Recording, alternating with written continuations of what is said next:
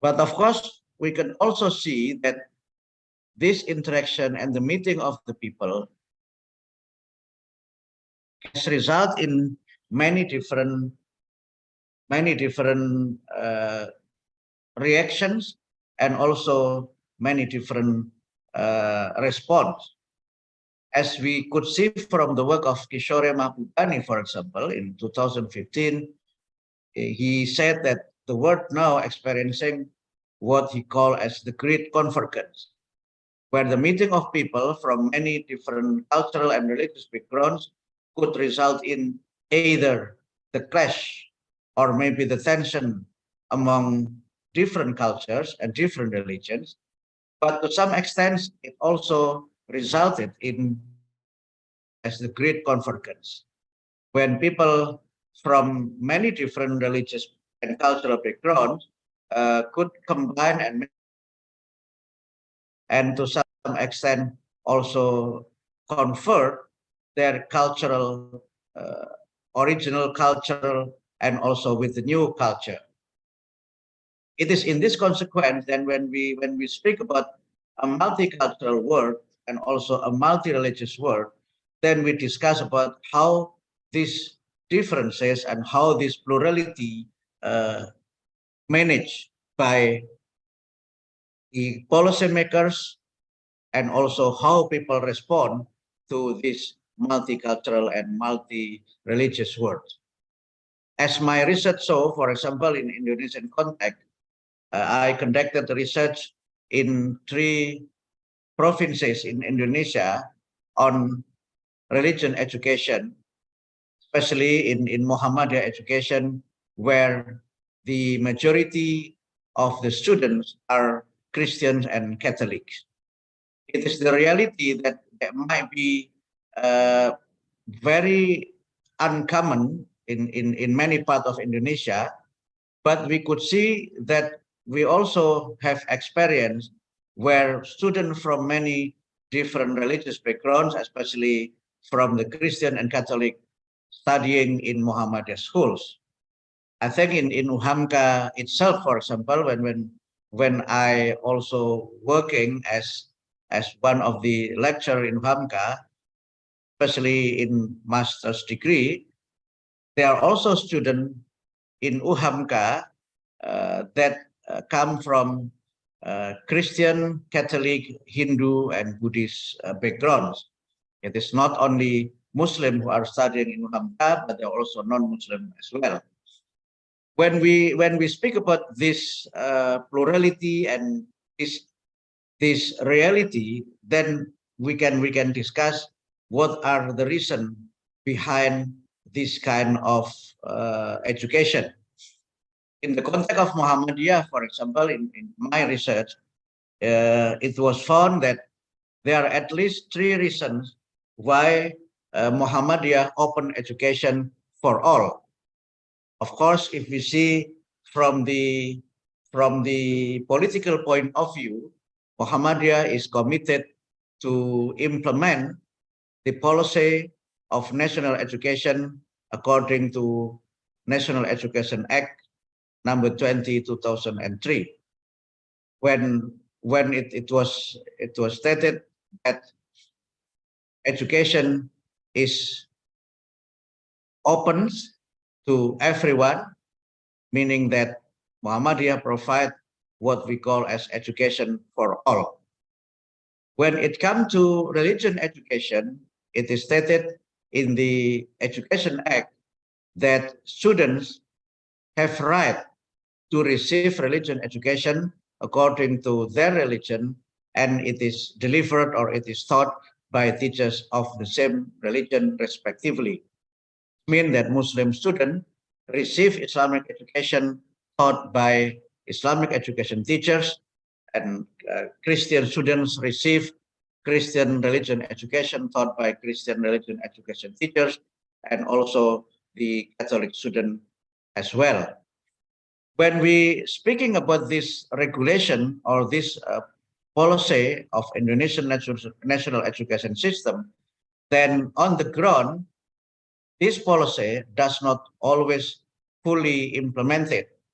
while Muhammadiyah, of course, because of its commitment to National Education Act, then Muhammadiyah implement within its education, religion education for non-Muslim students according to what it is stated in the Constitution, meaning that Christian students studying in Muhammadiyah schools, they receive Christian religion education taught by Christian teachers.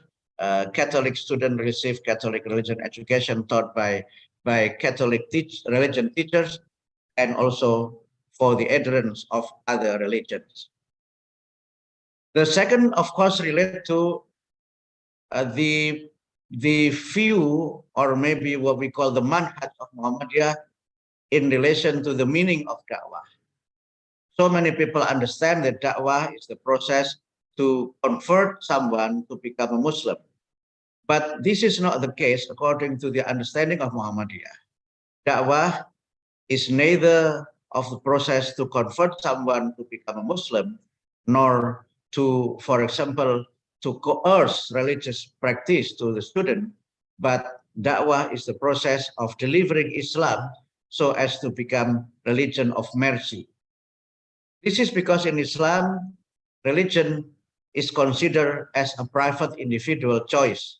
And Islam, of course, give freedom to mankind either to believe in religion or not to believe in religion.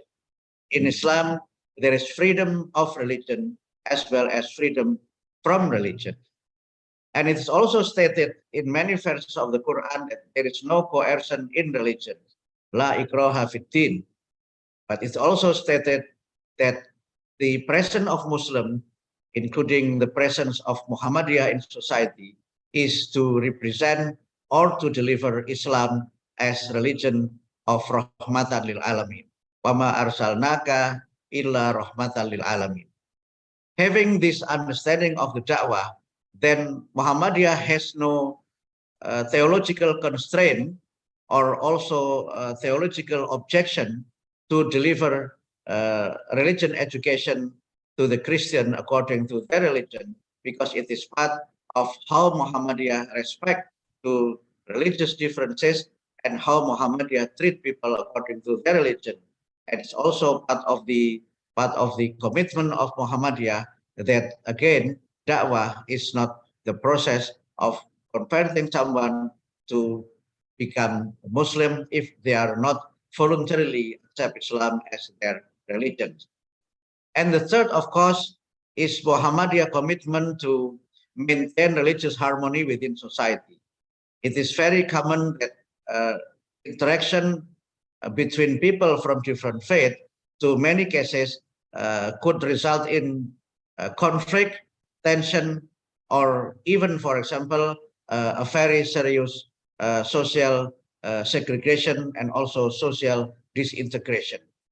It is in this context that Muhammadiyah provide religion education according to the religion of the student, and it is taught by religion of the religion teachers as part of Muhammadiyah commitment again to the meaning of the da'wah and also to the National Education Act and to maintain religious harmony within society.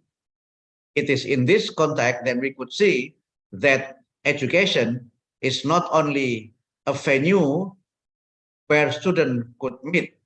Sometimes it is called education is the venue for meeting point, but to some extent it might also result in what we call as a melting point, where students from many different cultural backgrounds, from many different religious backgrounds could interact in a very educative way, and education could promote as a venue and also as a means to maintain religious harmony and also to conserve tolerant norms in our society.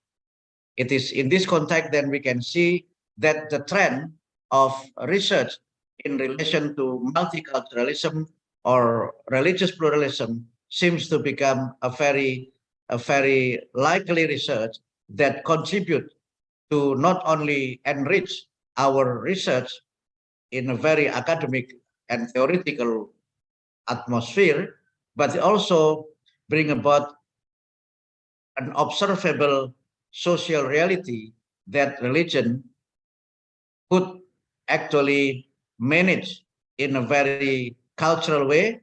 And this very cultural way to manage religious harmony could, to some extent, be available in the practice of religion. It is in this context, then multiculturalism, pluralism is not only the reality that we face in our society, but also the reality that we could make for our future world. I think, Bu Puri, this is my very brief presentation in our webinar or international conference this morning. Thank you very much. Assalamualaikum warahmatullahi wabarakatuh. Waalaikumsalam warahmatullahi wabarakatuh. Thank you very much, Professor Abdul Muti. There is very interesting presentation and also the topic related to the commitment of Muhammadiyah. I noticed also some important highlight from your presentation that dakwah is not only a process to delivering religion of Islam or only convincing someone to become a Muslim, but the beauty in Islam, there is a high tolerance to other religion, as you said that in your term, you said that a professor said that religion harmony in society, right, Prof? And also we know that Muhammadiyah is very famous in the world as the organization which has a commitment in the field of education. So now I invite the participants. Is there any question? Or we can open the discussion to Professor Abdul Muti. Maybe we have around 15 minutes or 20 minutes. I invite the participants, or maybe while we are waiting. 15 minutes maximum, ya, Bu Puri. Yes, sir, Prof. In the chat room, I still waiting for the other participants. Maybe for the participant from offline room, maybe is there any question for keynote speaker? You can unmute also and ask directly to Professor Abdul Muti. Yes, please. Bu Izu, is there any question? Or yes, while we are waiting, maybe Prof, I am very interested with the term religion harmony in society. I also follow the new book that you have published in a few months ago about, this is very famous now in Indonesia. Many people talk about in the term Kristenisasi Muhammadiyah, if I'm not mistaken. Maybe it is Christian Muhammadiyah. Yeah, maybe if you don't mind, can you describe a little bit about that book, because many people talk about that, and there are many people who curious about that book, because seeing from the title, it is also very interesting, but maybe you can describe directly in this session. Yes, please, Prof. Thank you. Yeah, it is a controversial book. Yeah. And this book is actually a publication of my research that I already mentioned in my presentation about how Muslim and Christian students interact in the context of Muhammadiyah education system. Because, for example, in Muhammadiyah schools, especially in the three areas where I conducted my research, the majority of students in Muhammadiyah school are Christian and Catholics. So in my research in Yapen Waropen in Papua, and in Ende, East Nusa Tenggara, and in Putus Sibau, West Kalimantan, majority of students in Muhammadiyah school are Christian and Catholic. And within these schools, as I mentioned before, that students receive religion education according to their religions, meaning that Christian students studying in Muhammadiyah schools, they receive Christian religion education taught by Christian religion education teachers, and similarly for the Catholic and the adherents of other religions. But Of course, apart from this religion education, then of course student could interact, yeah, with other students in other subjects, meaning that in the study of English, for example, or the study of math, student actually studying together, and what I can call as the new variant within Muhammadiyah, namely Christian Muhammadiyah, is actually a sociological variant, not a theological variant, because I noticed from conversation in social media, responding to my books, actually very interesting and very challenging. Some, of course, object to my research finding, because they believe that syncretism within religion is something that is unacceptable, whether within Christianity or within Islam itself. Therefore, it is very unlikely that someone could become half Muslim and half Christian. This is one of the response that I could follow from the conversation in social media. The second, some actually question that putting together is Christian and Muhammadiyah is not parallel, because Christian is religion while Muhammadiyah is only religious movement. And of course, they question about this variant. And some actually also see the reality, and some of them who saying about this reality is that some of them actually experience studying in Muhammadiyah, and some of them actually studying in Muhammadiyah UHAMKA as well.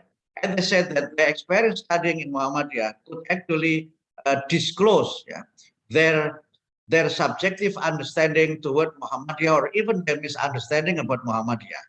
Before they experience studying in Muhammadiyah, people actually have their own perception and have their own opinion to Muhammadiyah. But while they are studying in Muhammadiyah, they know exactly what Muhammadiyah is. And they also know from the reading of books that relate to what we call as Kemuhammadiyahan, they could understand Muhammadiyah from inside, from the what we call the manhaj of the Muhammadiyah. And having reading this manhaj of Muhammadiyah and having experiencing studying in Muhammadiyah education, then they could actually having what in psychology called as personal proximity, both to Muhammadiyah and both to student of Muhammadiyah, and this actually bring their very close relation to Muhammadiyah. This closeness actually not only changing their perception, their understanding, but also changing their behavior toward Muhammadiyah. Therefore, students who are studying in Muhammadiyah school, based on my research, they remain Christian as religion, and they remain as devoted Christian and practicing their religion, but they have a very positive view and have very strong engagement with Muhammadiyah. And it is the one that I call as Christian Muhammadiyah. Again, by religion, they are Christian, but by social activities, they are actually have activities more with Muhammadiyah rather than with their own respective communities.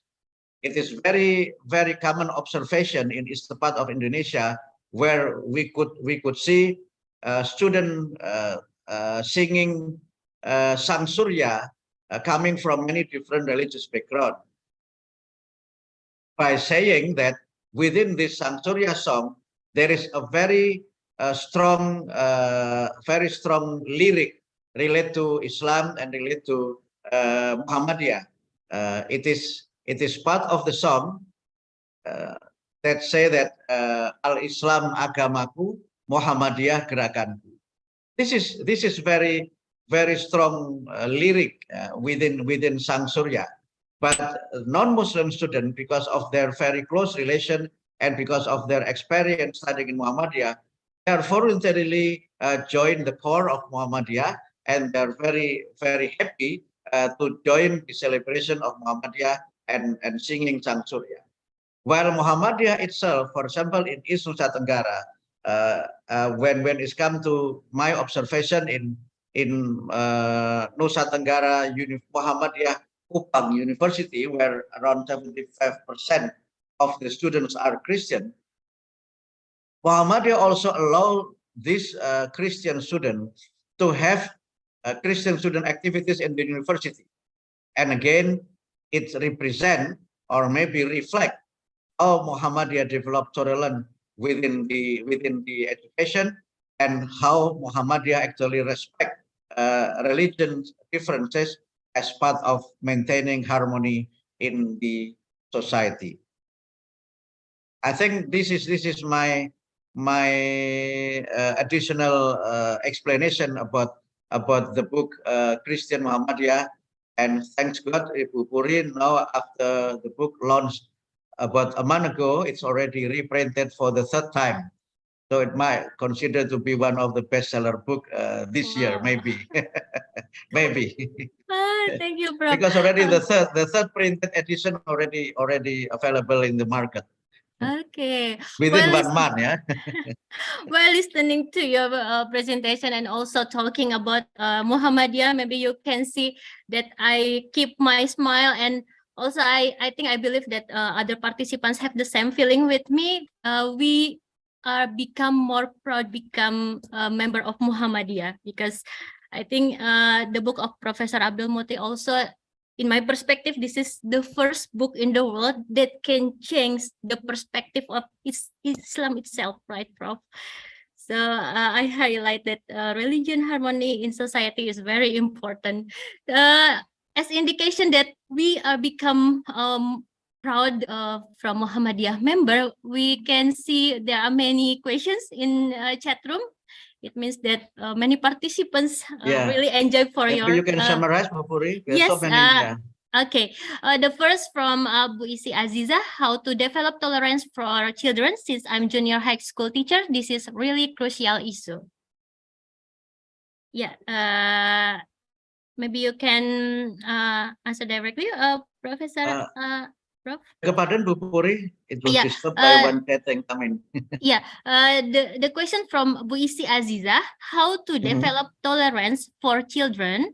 Since I'm junior high school teacher, this is really crucial issue. How to develop tolerance for children, Prof. Okay. Yeah. Okay. Thank you. Maybe course, tolerance here. pardon, Prof. Tolerance here both in religion difference and culture. Yes. Yeah, of course. Yeah. Literally, tolerance means allowing people to believe and to practice their religion. But I think in our society today, tolerance is not enough. I have in my book entitled "Toleransi yang Authentic," or maybe we can translate in English, authentic tolerance, wherein I explain 5 principles within tolerance. The first, the tolerance actually is based on our belief in religion, meaning that we believe in religion. This is the first principle. The second is we realize that there are people who believe in other religions. So this is part of our observation to real life society.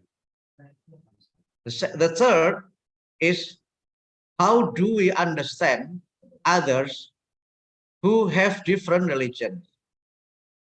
This understanding might consist of 2 processes of understanding. The first is our understanding from what I call as external understanding, meaning that we see people from other religion, from their religious practice, from their daily life, and some other external observation.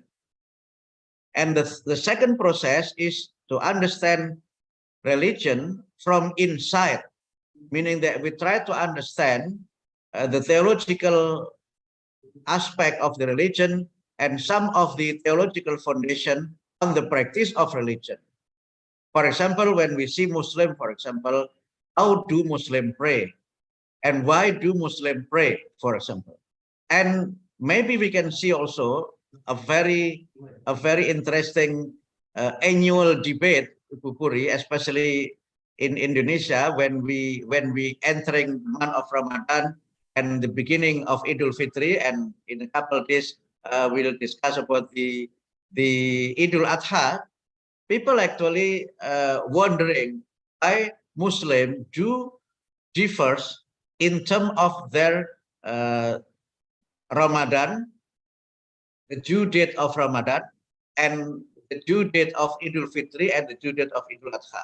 Where they have the same God, we have the same Quran, and we have the same hadith and the same prophet. But why do Muslims differ? And this debate sometimes becoming very entertaining and sometimes becoming very controversial.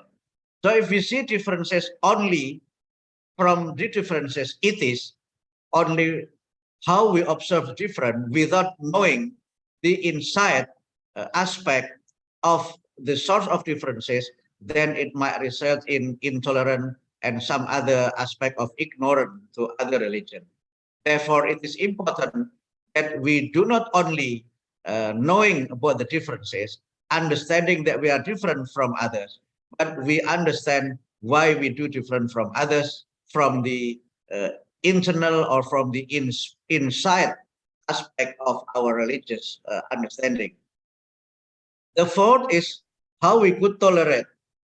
Again, tolerance means allowing people to practice religion according to their respective religion. But certain level of allowing might consist of omission, might consist of ignorance. When someone finds difficulties, then it is not our business. That is actually their own business. As far as I do not make any problem with them, there should be no problem. So in this respect, tolerance, in my view, is not enough, because again, it might consist of certain level of ignorance and certain level of omission. Therefore, we need to go further in terms of authentic tolerance to what we call facilitating and accommodating others who have different faith with us, or who have different cultures with us. Therefore, by allowing Christian to receive Christian education in Muhammadiyah school, in my view, is one of the example how authentic tolerance actually work within Muhammadiyah school.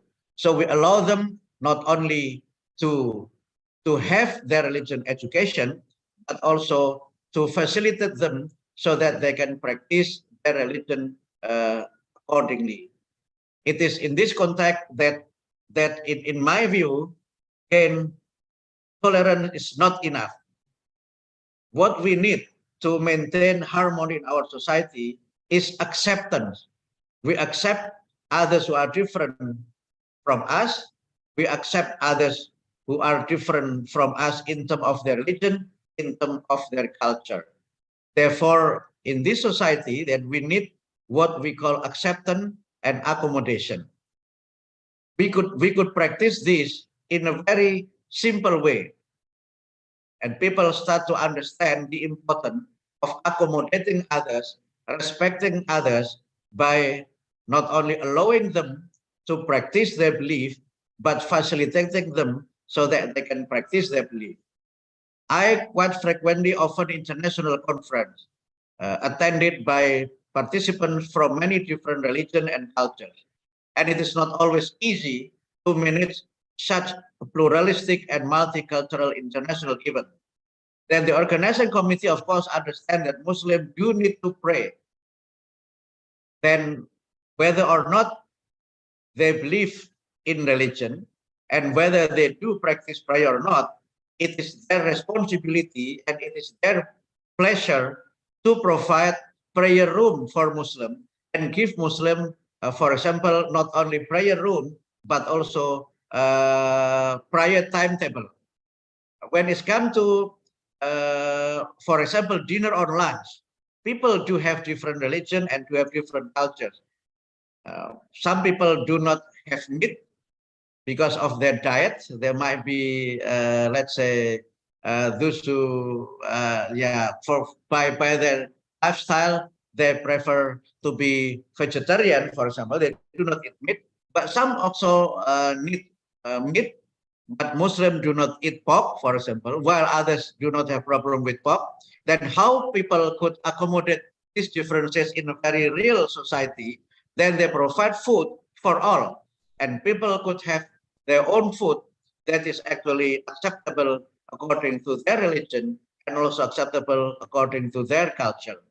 Then in order to make sure that people do not mistaken the food, then the organizing committee put the label, this is pork, this is meat, and some other thing indicating that everyone actually have have preference toward their diet, and some of the diet might be theological, and some of the diet may be also for healthy reason. But again, to maintain this diversity and to make everybody could join together without any feeling of intrusion, without any feeling of, let's say, for example, insecurity, then the organizing committee makes sure that everything they provided for the participants are actually according to the religion or according to the culture of the participant. This is just the example how we could build tolerance and how we accommodate differences in a very manageable way and sometimes also in a very simple way. So to be tolerant is not complicated. To be tolerant is actually very simple if we have open mind and if we have understanding that there is no coercion in religion, and according to the Quran, your religion is your own religion and my religion is my own religion. Lakum dinukum waliyatin. That is my very brief explanation, Ibu Puri. Okay, thank you, Prof. As we discuss more interesting, and we can see there are many questions in chat room, but I think because we run off the time, I just summarize the same questions from. I think it is still related to tolerance in intolerance from Bu Asti, Bu Kurniawati, Bu Elisa, Pak Ahmad Setiadi, and Bu Harmita, and many others. So I think There are Professor 15 Abdul in Muti the chat. has, yeah, yeah, but I think the question more or less similar. So you, Professor, also have described about tolerance and intolerance. So let me choose the different answer, the different questions. Sorry, maybe one more question if you don't mind, Prof. From Ibu, please, Ibu Ferin. In this internet era, what is the best solution to overcome the intercultural problems for people who live abroad, since social media around the world can directly share information which can be true or not? I think also the questions is almost similar with Bu Fatia Amalia. It is about social media and also about the information which is incorrect or correct in this digitalization era. Yes, please, Prof. Yeah, this is a very concern, yeah, by so many people, that we are living in a very overwhelming information through social media and through internet, that we could find difficulties to distinguish which one is hak and which one is hok, which one is the truth and which one is the wrong, and which one is the fact and which one is the fake.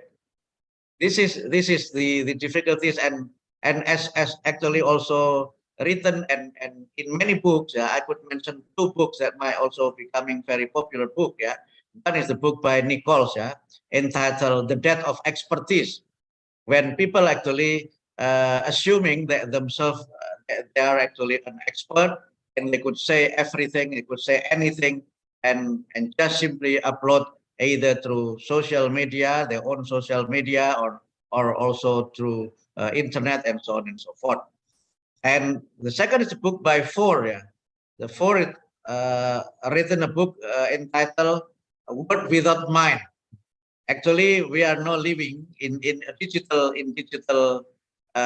era, but instead of becoming intellectual, most people actually becoming very dull, living in the digital but becoming very dull, because they are simply ignorant, and they are simply also oversimplify a serious issue.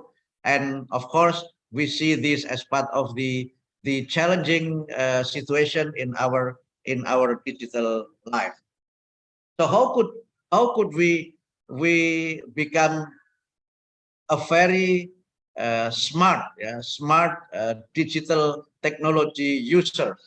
I think if we see the survey of Microsoft about digital civility index, then as Indonesian, we are ashamed, on the result of the survey, that we are the most uncivilized user of internet. But then we have to change the situation instead of entertaining our problem. How we could change? Of course, we have to be a smart reader. A smart reader is a reader that not only reading the information, but they try to check and recheck the accuracy and the validity of the information that we receive. Of course, we need to be very critical.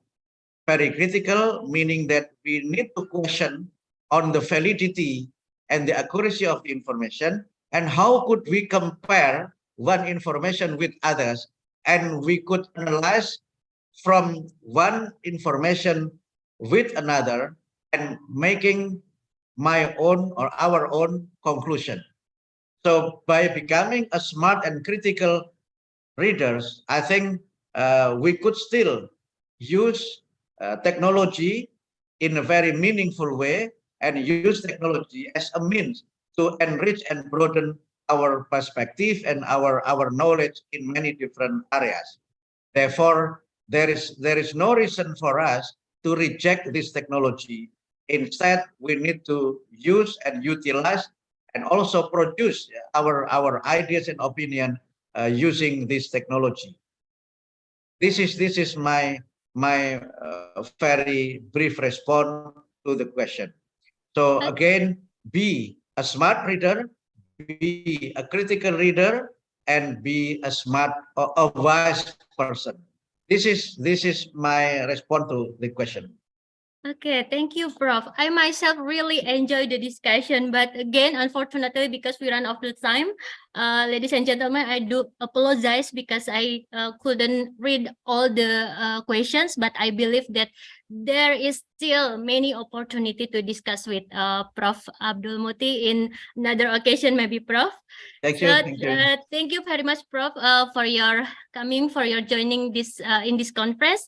And before we close this session, let us deliver the certificate to our first keynote speaker from the committee from Universitas Muhammadiyah, Professor Dr. Hamka.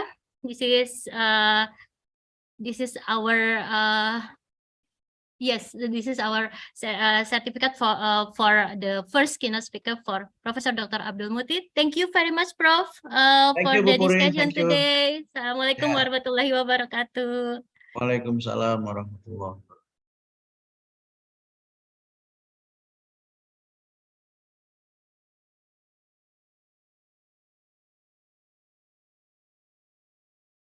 Okay, ladies and gentlemen, there is very interesting discussion. I can see there are many questions. It is more than 15 questions in the chat room, but don't worry, because we still have several keynote speakers. So we are going to the next keynote speaker session. Before we continue, let's welcome Professor Taher. Professor Taher, are you with us? Yes, Ibu Puri. Okay, how are you, Prof? Alhamdulillah. Alhamdulillah. So, let me introduce Professor Taher bin Bahtiar. Professor Taher bin Bahtiar earned a bachelor degree in pharmacy at Universitas Andalas in 1998. Then he took his master degree in organic chemistry, University Teknologi Malaysia in 2001, and he complete PhD in bioprocess, University Teknologi Malaysia in 2005. Currently, he is a professor in Kuliah of Pharmacy. He is active in teaching, curriculum development, research projects, and many others. He also actively published in various national and international journals and several books. I can see from your curriculum vitae, it is more than 70 page your publication and your CV. So I just summarized, and I believe that during your presentation it will be a very interesting topic. So Professor Tahir, the floor is yours. Okay. Thank you very much, Ibu Puri. Assalamualaikum warahmatullahi wabarakatuh. Waalaikumsalam warahmatullahi Respected wabarakatuh. keynote speakers, Chairman of ICNSSE conference, Dr. Supandi, ladies and gentlemen, and all participants. First of all, I would like to thank Kuliah University Muhammadiyah Hamka for inviting me to join this conference. I'm from pharmacy background. I hope you can join with me to share my view or my little experience in research and also education. My field actually more on drug discovery and development, involving in vitro, in vivo studies. Allow me to share my slide so that you can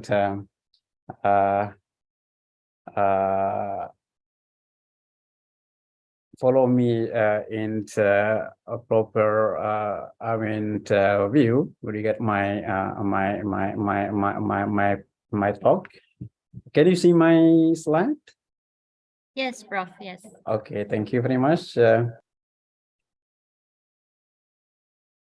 I was given the title on translational science in drug development. Is supposed to, if we see the title, so the title is supposed to be called pretty special. I mean, we get to the theme of this conference. So translational science is a field that overcome the problem or bottlenecks in many fields of study. Yeah, and translational science involve not only pharmacy. Yeah, it can be applied to other type of study as well. But in general, if we want to what called translate the simple definition, yeah, translational science is actually working from the bench to bedside, yeah, bench to bedside when you get to drug discovery and development. And in the translational science, there are several steps that need to be followed. Yeah. The first, we need to go to the evidence-based or traditional use of medicine, yeah, or the use of plant by a certain tribe sample, and then after that we proceed with scientific research, and later on we expect the result can be used in a practical or clinical setting. Yeah. So in this process of translational science or translational research, policymakers or government is play their important roles, especially to provide facility with regard to the guidelines and also approval. Yeah? As we experience in COVID-19, that actually one of the examples that translational research has been done recently. Yeah, and the result is the what called we can see the result is the vaccine, yeah, that is used to prevent the COVID-19 spread in the world. And let's see the parties that can, I mean, get involved in this transnational science. Yeah. What actually happened in transnational science is actually when researchers actually play their role to prove the things that requires by community practice and also policy maker. Yeah, and then in this kind of collaboration will help to accelerate the finding or to discover new, in this case, a new drug that can be used to treat certain disease. Yeah, and the researcher need to working hard actually to prove, yeah, to give evidence to in order to develop the product. Yeah, and what actually research do is doing basic research of exploration, and also can do personal trace of the use of certain medicine or certain plants, and also they can refer to manuscript or book that can be used for what called reference for future development of a certain plant or drug. So in this transnational research, the practice, yeah, practice means the practitioner. In this case, maybe a medical doctor, yeah, and the policy makers, yeah, government and researcher must close together, yeah, working together in order to achieve the goal, yeah, of this certain project. Of course, in this transnational science, yeah, in drug development involve multidisciplinary field, including people from religious backgrounds, in order, especially to develop halal product, yeah, especially the medicine or drug that should be marketed in Islamic countries. So let's see the actually how it works, yeah, how it works.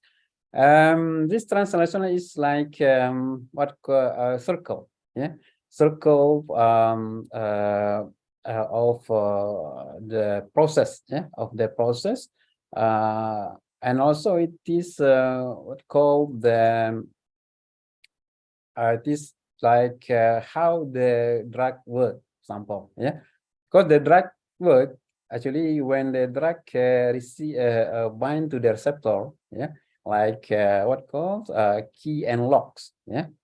In pharmacy, we are quite called popular with this kind of interaction, yeah, between key and lock drug and receptors. Yeah, so drug will work when they are binding to receptor, and also in transnational research also supposed to be like that. I mean, between three parties, researcher, practitioner, practitioner, and also a government or government or policy makers should work. I mean, and actually closely, yeah, in order to achieve the target. And then the common thing happen in translational science is actually if you are from pharmacy background, you can see that actually many basic research that cannot be proceeded to further or I mean at market level.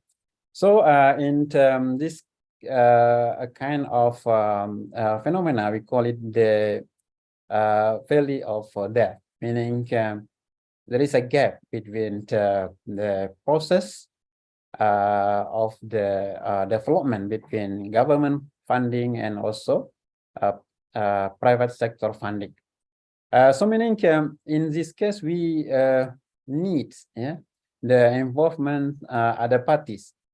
So in this kind of collaboration, we require a private involvement. Private involvement. So now in transnational become the four parties should involve. Between researcher, practitioner, government sector, and also private sector in order to achieve the objective of the project. And so now we'll see the actually how the translational research begin, especially in drug discovery and development. If they need to refer to the original, manuscript or the source where actually you can get information related to the use of certain agent or certain plants. As we know, there are many manuscripts of what you call a record mentioning about the effectiveness of certain plants. Let's say from Campo, Japanese traditional medicine, traditional Chinese medicine, Ayurveda, also time, traditional Arabic and Islamic medicine. Not to forget about jamu. Jamu, perhaps we know that jamu is quite popular in Indonesia, and so the record is not as complex or complete as TCM. Some written, some maybe not. So, but it is not. Jamu is not part of the greatest actually traditional medicine in the world. Actually, perhaps of because of lack of written evidence on this Indonesian traditional medicine.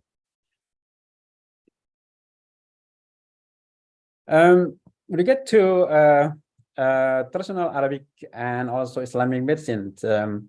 As we know, traditional science has been done a long time ago by our ancestors, including Islamic scholar, like Jabir bin Hayyan, founder of modern pharmacy, Ibn Sina as a modern physician, and also by other previous far before Islam, like 2400 BC. This from Mesopotamia. They have already done the traditional research. We get to the drug development at that time. Let's look back about the involvement of Islamic scholar in medicine. There are many scholar and expert in Islamic medicine. Can just name them as Ali At-Tabari, producing Encyclopedia Medicine. Al-Razi discovers smallpox, and Ali ibn Abbas, Al-Magusi, he wrote complete book of medical art. Ibn al-Baita, discovery of cancer effect of plant Hindiba. Ibn al-Qasim al-Zahrawi, expert in surgery. So Ibn Haytham, also father of modern optics or vision. And Ibn Abi al-Zur, on anatomy. Ibn Rusdi, he wrote 20 books on medicine. And also Ibn al-Nafis, on pulmonary circulation. So this actually telling us that the translational research is not only at this time. It has been done a long time ago during golden age of Islam. And then from the Islamic point of view, we regard our effort to discover a new drug sample that actually part of translational research. And Maqasid al-Shari'ah, objective al-Shari'ah, already mentioned about protecting life. Meaning the ijtihad to discover new drug to certain disease is actually very encouraged. And also one hadith mentioning that there is no disease that Allah has created, yeah, except that Allah also has created its cure. Meaning in Islam, an effort, yeah, or is very encouraged. Yeah?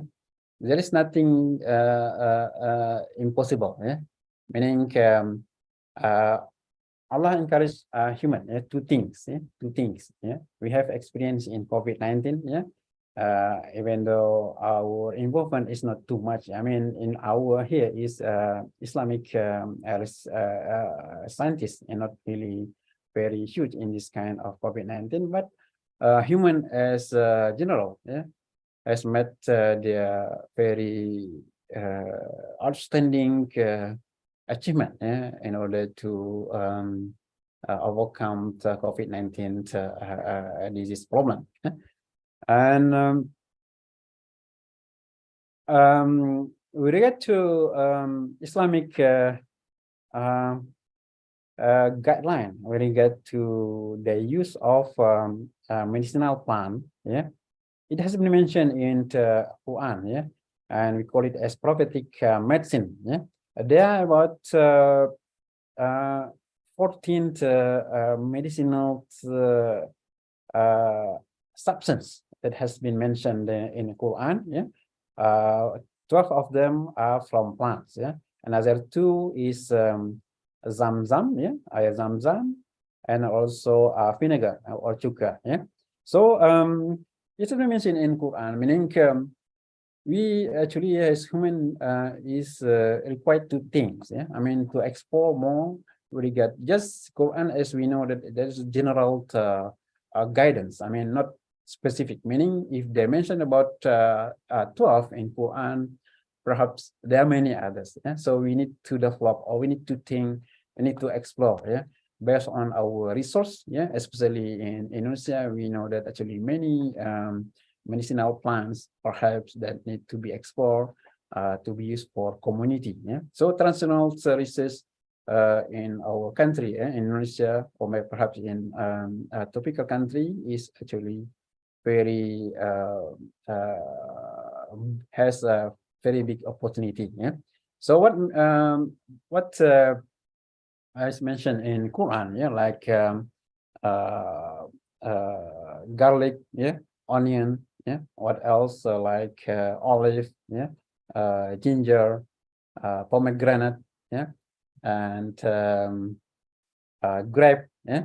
There are 12 actually, yeah, medicinal plant that has been mentioned in Quran with regard to their role, yeah, in improving human life, yeah, especially health. Yeah? And forgetting medicine in modern therapy, yeah, as a Muslim, yeah, we believe that actually what has been mentioned in Quran, Hadith, for example, we need to actually to think, yeah, about that. Meaning, we need to explore, yeah, more with regard to their effectiveness. I mean, efficacy. Yeah, explain more with the current technology. Yeah. So what actually the active substance, yeah, in the prophetic medicinal plant, for example, yeah, it has been done some research on that. Yeah. So we need to know what is the phytochemicals compound, yeah, information. We actually working on that. Yeah. Not only based on the plant extract only. Yeah. We have to go to detail. Yeah. To understand the mechanism of action, yeah, in traditional research information. Yeah. So if we mention about a plant extract, whatever, we need to understand the active ingredient. Yeah, we need to investigate what active ingredients that is responsible, yeah, in order to make some standardization, for example, yeah, to understand the mechanism. Yeah. So let's say from prophetic medicine. Yeah, so based on the study, they are having many different types of compounds. Yeah, especially phenolic compound, flavonoid, and other secondary metabolite. Yeah, And then one need to do in traditional research of therapeutic medicine is to test in vitro and also in vivo, or clinical studies of the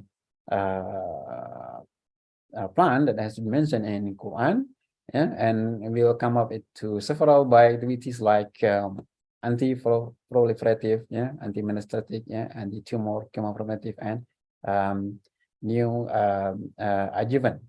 And then later we can recommend the mechanism of this. Perhaps we can transform them into modern medicine. So let's see a few examples of therapeutic medicine. We get to the translational process of therapeutic medicine, like from dates, kurma, in bahasa.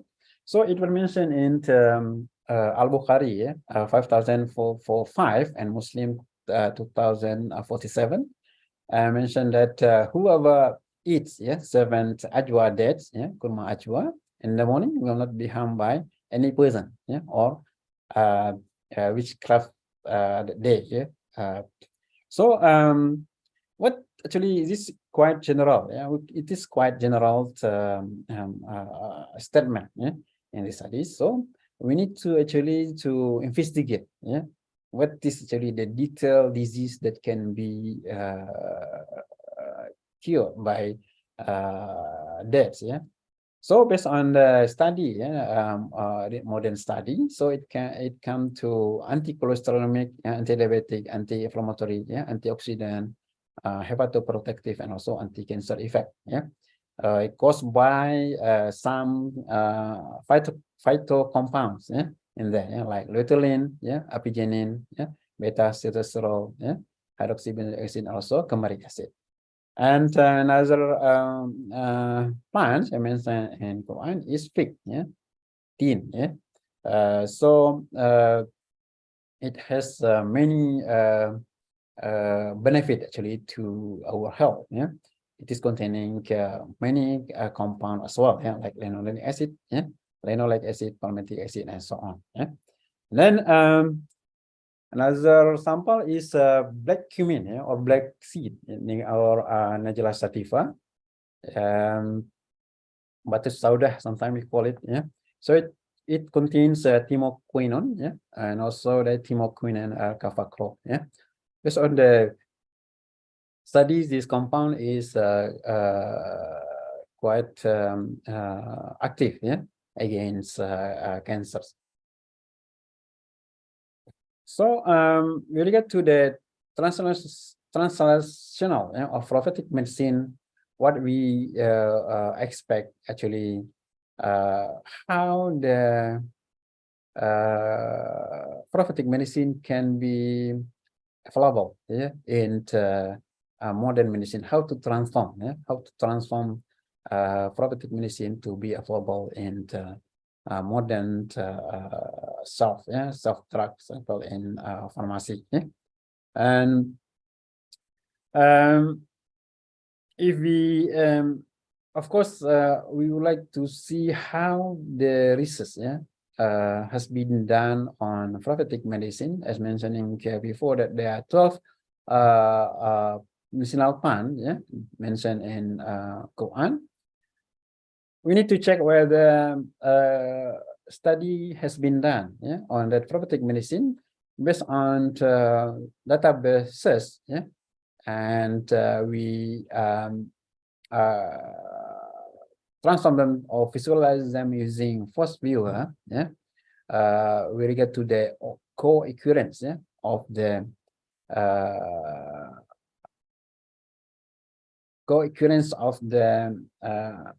study on the prophetic medicine. There are many studies has been done actually to prove what has been mentioned in Quran. And then based on the country, that studies the prophetic medicine, mostly is in India, followed by Pakistan, China, and also Nigeria. But maybe quite little in Turkey and Saudi Arabia. Perhaps this phenomena is because of the occurrence or availability of that prophetic medicine in certain countries. Yeah, perhaps in India they are more available compared to other countries, and also with regard to the population and researcher, yeah, involved in the study, yeah, also play important role, but very little, yeah, in Indonesia. And then in the anti-cancer activities, yeah, also the previous one was based on the anti-diabetic study, yeah, and the co-occurrence network, yeah, on the anti-cancer, yeah, they have also some reports, yeah, that can be obtained, yeah, meaning the effort to translate, yeah, to translate the I mean the traditional medicine to modern medicine is actually quite challenging. Yeah, is actually quite challenging. And then this the role of a researcher, yeah, in this case to transform them into modern medicine. And actually the process of translational research, yeah, it's a very long journey. Yeah, it requires very long journey. Yeah, it can be 10 to 15 days. Yeah, we start with discovery of the active substance. Yeah, do screening. Yeah, from 10,000 compounds available in the first step of process. Yeah, we can just screen them to be 250 compound available in preclinical. Yeah, preclinical is using cells and animals. Yeah, and then the screening will be proceeded to clinical study. Yeah, it can just obtain 5 compounds, yeah, available to undergo a clinical study on phase 1, 2, and 3. Yeah, and then after that, if you would like to market a product in the world and global market, we need to apply, yeah, to Food and Drug Administration US FDA. Yeah, so we need to apply. Yeah, and then just only 5 candidates will be screened by FDA, and at the end, just only drug is approved. Yeah. So the process is quite long, costly, and involve multi-disciplinary knowledge in this kind of process. Then we get to the use of herbs, yeah, and the community. Yeah, so there are many challenges actually. Yeah, perhaps we just take example on jamu. Yeah, jamu. So the first challenges is we get the dose. As we know that for certain people maybe that jamu is effective, but for certain people not effective. And also jamu produced by one what called the producer, yeah, is effective, but from other producer is not effective. This because of doses, yeah, of the traditional medicine is not consistent. Yeah, it's not consistent. Yeah, because we don't know actually how much it is needed. Yeah, by us. It is just only 1 spoon, half spoon, or quarter spoons. Yeah, this is the challenges in traditional medicine and in used by community. Yeah, and also stability. Stability is also one of the factors because normally when we extract, yeah, active ingredient, or we extract the ginger, yeah, turmeric, for example, we use water. Yeah, water is very what called easy to be contaminated. Yeah, and making active ingredient not stable inside the water. Yeah, and number 3 is we got to standardization. Actually, what is the active ingredient? Yeah, should be available in certain glass of jamu, for example. Yeah, what actually. So perhaps if we are using temulawak, for example, it must be containing curcumin at certain concentration. Yeah, and then other challenges is hygiene. Regard to the preparation, how the jamu is prepared. Yeah, from the raw materials, cleaning, yeah, and also the preparation of the apparatus that they use. Yeah, sometimes it is not really very hygiene. Yeah, and another one is additive. Yeah, normally the producer, yeah, they would like to prove their product is effective. Yeah, and then try to add or alterate, yeah, the product with drugs, with hormone, yeah, steroid, yeah, and then the people will use it. Yeah, of course it is effective because it is using modern medicine, yeah, or drugs, yeah, the drugs that is already known,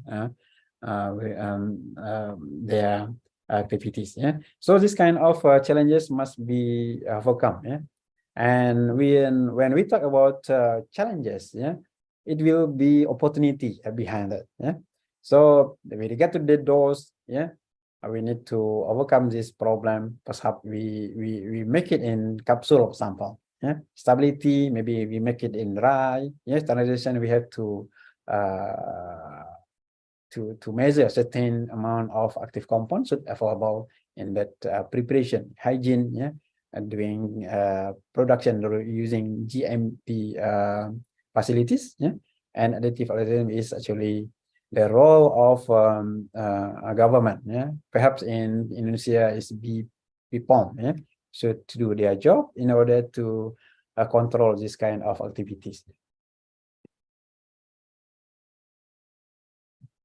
And then commercialization of traditional medicine, yeah, in Indonesia, perhaps this it is quite well known by pharmacy. Yeah, so it is in form of extract, jamu gendong is call it form of extract, standardized active compound. Yeah, maybe it is produced by small industry. Yeah, and the last one is measured dose. Yeah, or it is produced using GMP process, and also known with regard to their activity or mechanism of action, because clinical study has been done, yeah, on that product. So herbal medicine preparation. Yeah. Normally the herbal medicine preparation can be found in form of extract, yeah, decoction, tincture, syrup, and also eye wash.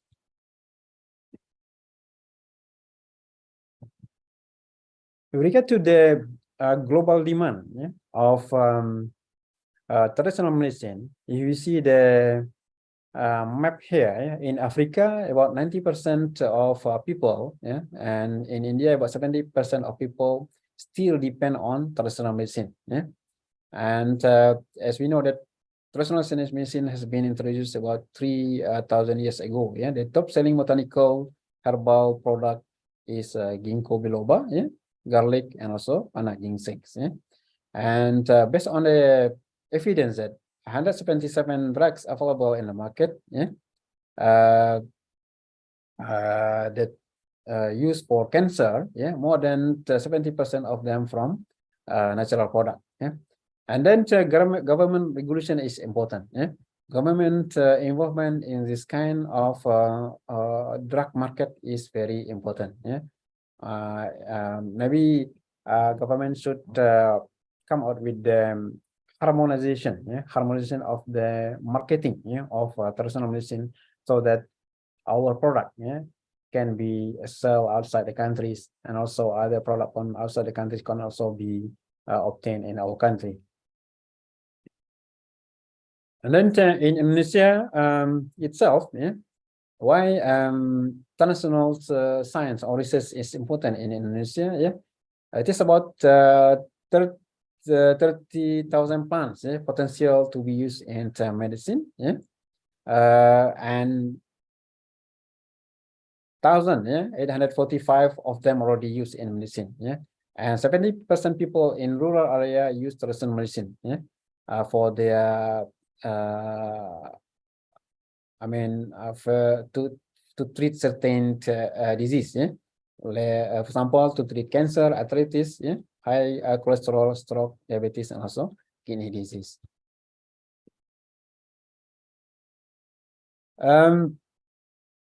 This actually evidence that actually the small molecules, yeah, has been actually isolated from nature, yeah, from plants. For example, the most popular one is Taxol, yeah, blood Taxol.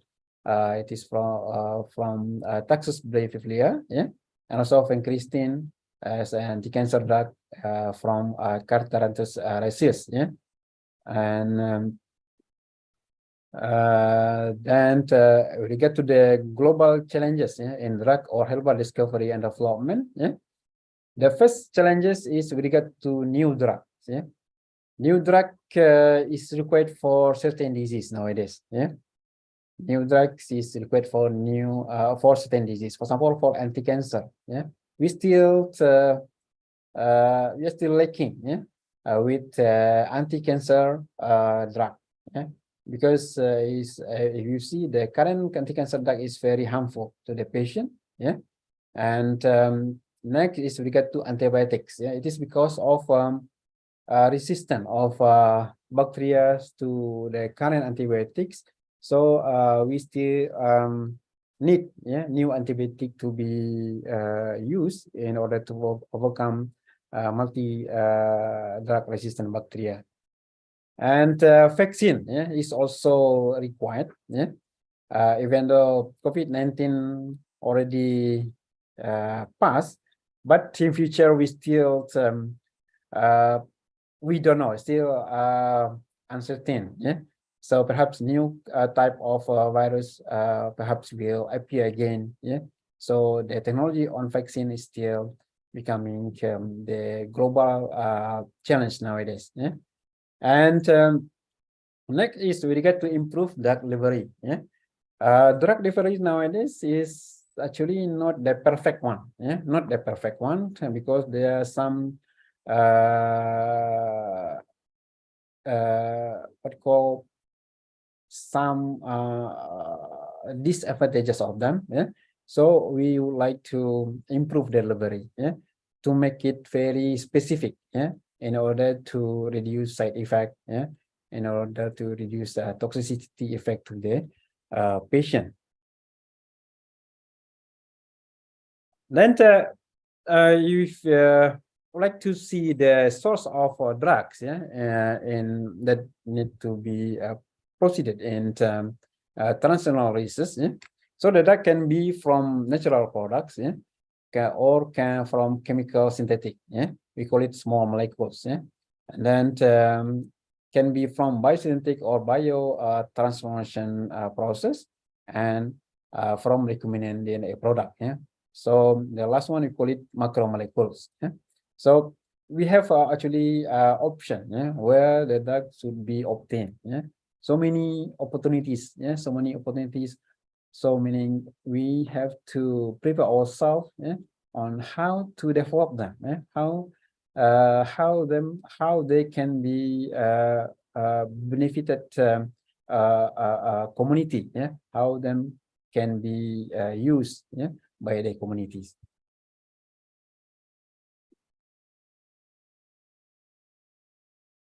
Then we get to the small molecules and versus macromolecules. I would like to discuss here a little bit about, for example, for anti-diabetic. Yeah? Anti-diabetic can be managed by a small molecule and also macromolecules. Yeah, small molecule is just chemical drugs. Yeah, very small. We get to the molecular weight. Yeah, And macromolecule is actually protein-based drugs. Like insulin is considered as macromolecule because their molecular weight is very big. Yeah. So there are some differences. Yeah, like small molecules, it has simple structures, or simple molecule. Macromolecules, they have large molecule. Yeah. So just to differentiate between, yeah, even though the same disease, yeah. So normally we can treat them with different type of molecule, small and also macromolecule. Yeah, in case diabetes, yeah, diabetes mellitus can be managed by metformin and also insulin. Yeah, so between these two drugs is actually different. Yeah, when you get to their molecular size.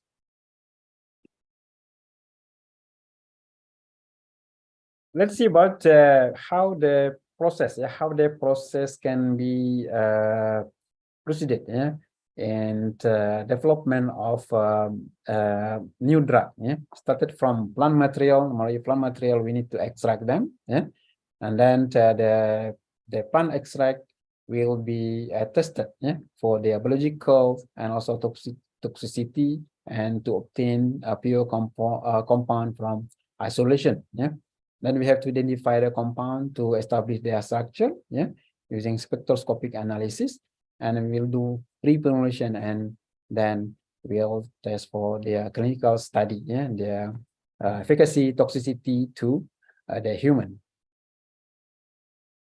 And the in vitro study, what can be done is using several methods, yeah. We can use chemical or reagent, yeah, enzyme, microbe, and also cell lines, yeah, in the study to prove, yeah, to check their bioactivity, like for antioxidant, anti-diabetes, and also anti-inflammatory, and so on. Yeah? And for example, the study will get to use of plant extract for diabetes, for example. Yeah? For example, we use cinnamon. Yeah? Cinnamon is actually kayu manis. Yeah? It is containing compounds that can be used to lower blood glucose. Yeah?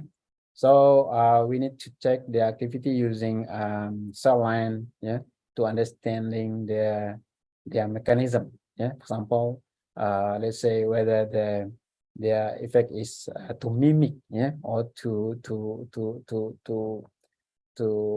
stimulate, yeah, insulin production. Yeah, this actually using cell line, and also for wound healing also can be tested, yeah, using a cell culture. Yeah, and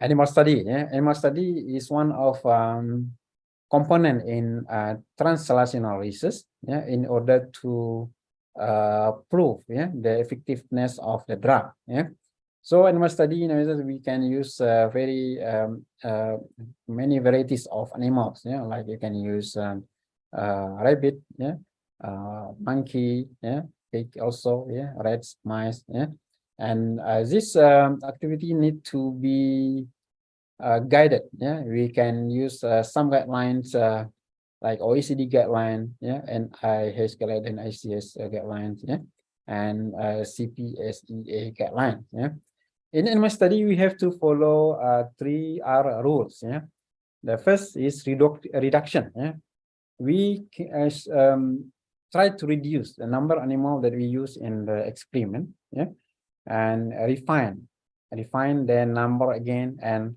later we can whether the study can be replaced, yeah, with other non-animal. Yeah, and then from the animal study we can obtain some effects like pharmacokinetic effect, yeah, pharmacodynamics, physiology, and also pharmacology. Yeah, can be used to test many bioactivities like anti-hyperglycemic effect, yeah, wound healing, anti-tumor, and also anti-nociceptive. And later we can actually propose the mechanism of action.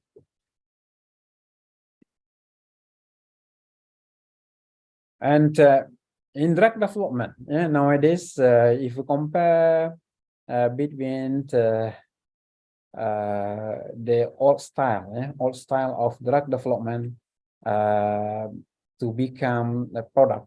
Yeah. Nowadays, the current trend is using nano formulation. Yeah. Nano formulation actually is to improve the physicochemical properties of a drug, yeah, in order to make them to be more effective. Yeah, like approach using some polymer, yeah, like to make them to be lipid nanoparticle or sample, yeah, in order to improve their physicochemical properties, yeah, so that the effectiveness of the drug can be improved, yeah. Not just like traditional preparation like tablet, yeah. We don't do anything on tablet, yeah. We just grind, reduce their size, yeah, compress them into tablet, but their molecule size is not really, I mean, we don't really concern about it, yeah. So in pharmacy, yeah, in order to achieve the more effective effect of drug, yeah, size is matter, yeah, size is matter, because it needs to pass through the cells, for example, blood-brain barrier as well, yeah, in order to reach their target, especially in cancer, yeah. In cancer, the drug must enter the cell, yeah, must enter the cell because they would like to interact, yeah. They need to be to react with DNA, for example, yeah. So size is important. So size play their role in order to be what you call taken by the cells. Yeah? So it has been many methods, yeah, introduced by the researcher using a different type of polymer in order to reduce the size of a drug. And another what called the strategy, yeah, and order to deliver the drug, yeah, into their body, yeah, is using nisomal formulation, yeah. It is using surfactant and cholesterol in order to carry the drug to pass through skin barrier, yeah. As we know that the skin is the largest organ in our body, it is protect our body from any outside condition or environment, yeah. But sometimes we need to cross them. We need to cross them, especially for skin disease, psoriasis. Yeah.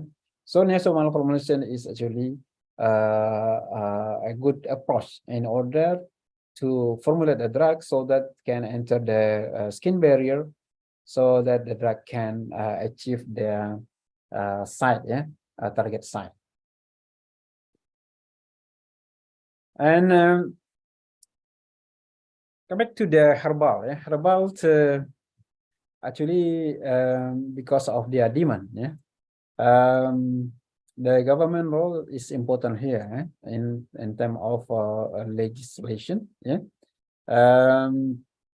Because many actually unwanted effect will appear, yeah, if there is no legislation, yeah, or a rule, yeah, made by government in order to market, yeah. What called the, maybe we are familiar with natural is good sample. It is natural. Everything is natural. So if natural is good, actually not like that. Yeah? Natural, even though they are natural, but if we trace it in detail, actually they are containing chemicals. Yeah? Sample extract of certain plant, sample in jamu. Yeah?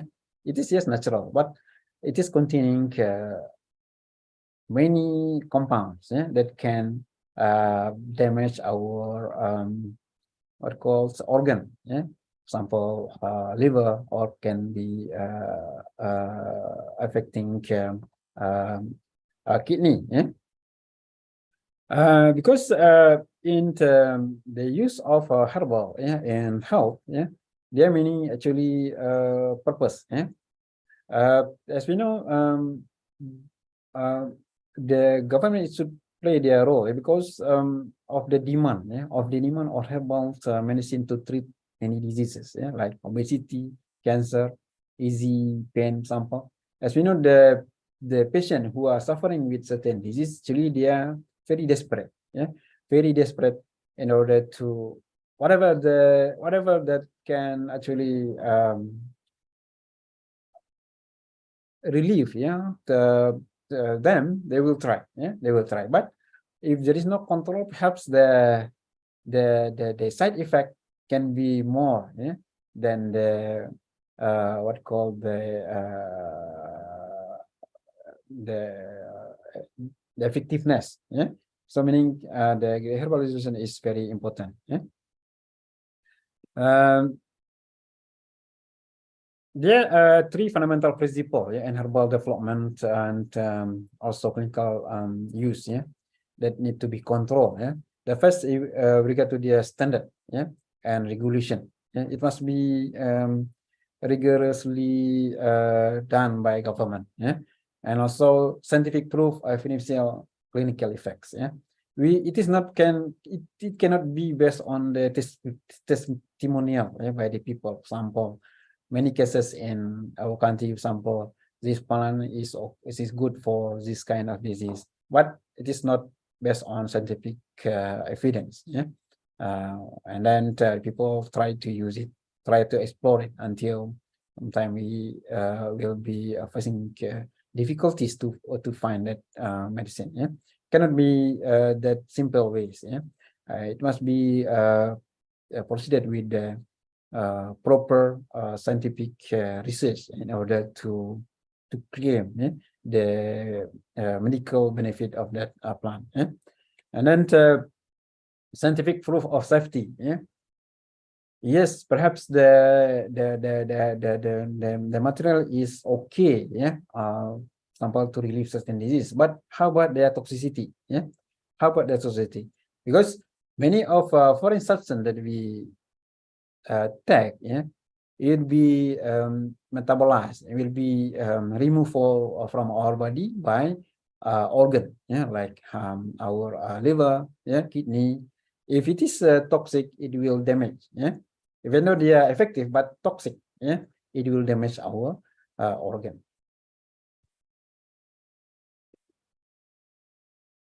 And then and during the transnational research, also need to conduct quality assurance, and also quality control, to check their identity, to check their purity contents, microorganism testing, also stability testing.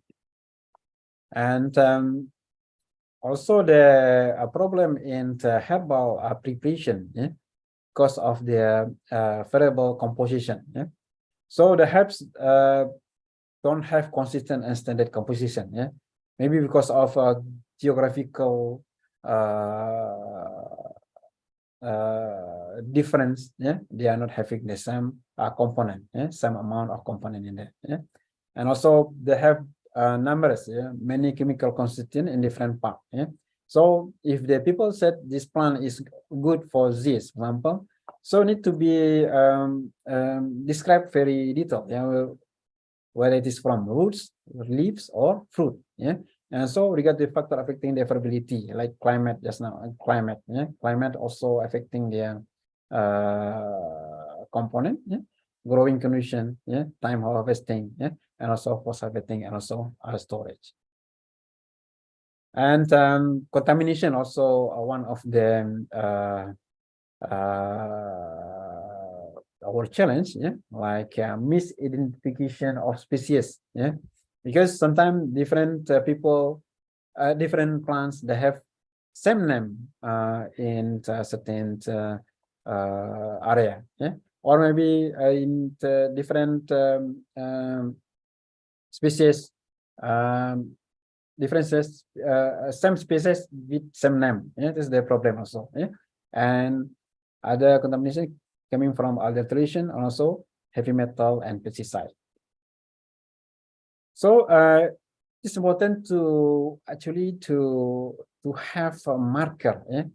We have important to have marker. What actually for certain plant, for certain herbal or jamu, what is actually the chemical marker? What should have in the preparation?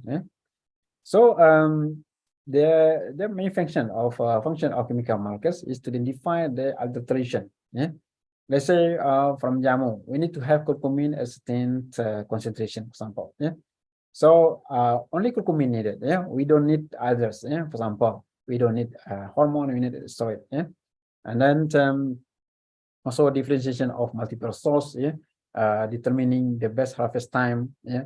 So this marker should be at certain concentration, yeah, at certain age of plant sample, yeah, confirmation of collection site, yeah, quality evaluation of herbal plants, and also stability testing. Analytical tools, yeah, that can be used in quality control, like HPLC, gas chromatography, yeah, thin layer chromatography, yeah, and capillary electrophoresis, so as LCMS fingerprinting. So LCMS fingerprinting is important actually, yeah, to identify the target, yeah, the target compound. Yeah, this is the process how actually we can identify the target compound in the plant extract. Yeah, of course, we need to do some process, yeah, in order to check the presence of certain marker in the extract. Yeah, so it can call it as metabolomic approach. This example of one plant, yeah, with the SPLC identification. Yeah, it should contain certain chemical marker, yeah, in the extract. So for conclusion of our today talk is WHO, yeah, still promotes the use of traditional medicine. Yeah, meaning even though it is encouraged to conduct translational study, yeah, in order to improve the efficacy or benefit to the community, yeah. But WHO is also still promotes the use of traditional medicine, especially in remote area, yeah. And some countries still rely on herbal medicine and their primary healthcare, yeah, and herbal medicine development because scientific support, yeah, to ensure the quality, efficacy, and safety of the product.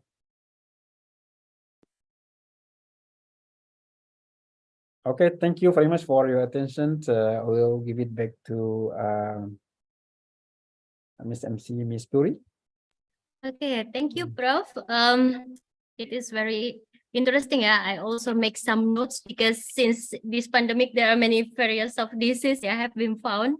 And as we experience by ourselves, people tend to get sick easily, yeah, in this conditions. As you mentioned that in Al-Quran also it is clearly stated about medicine since such as kurma or palm, zamzam, garlic, onion, and many others.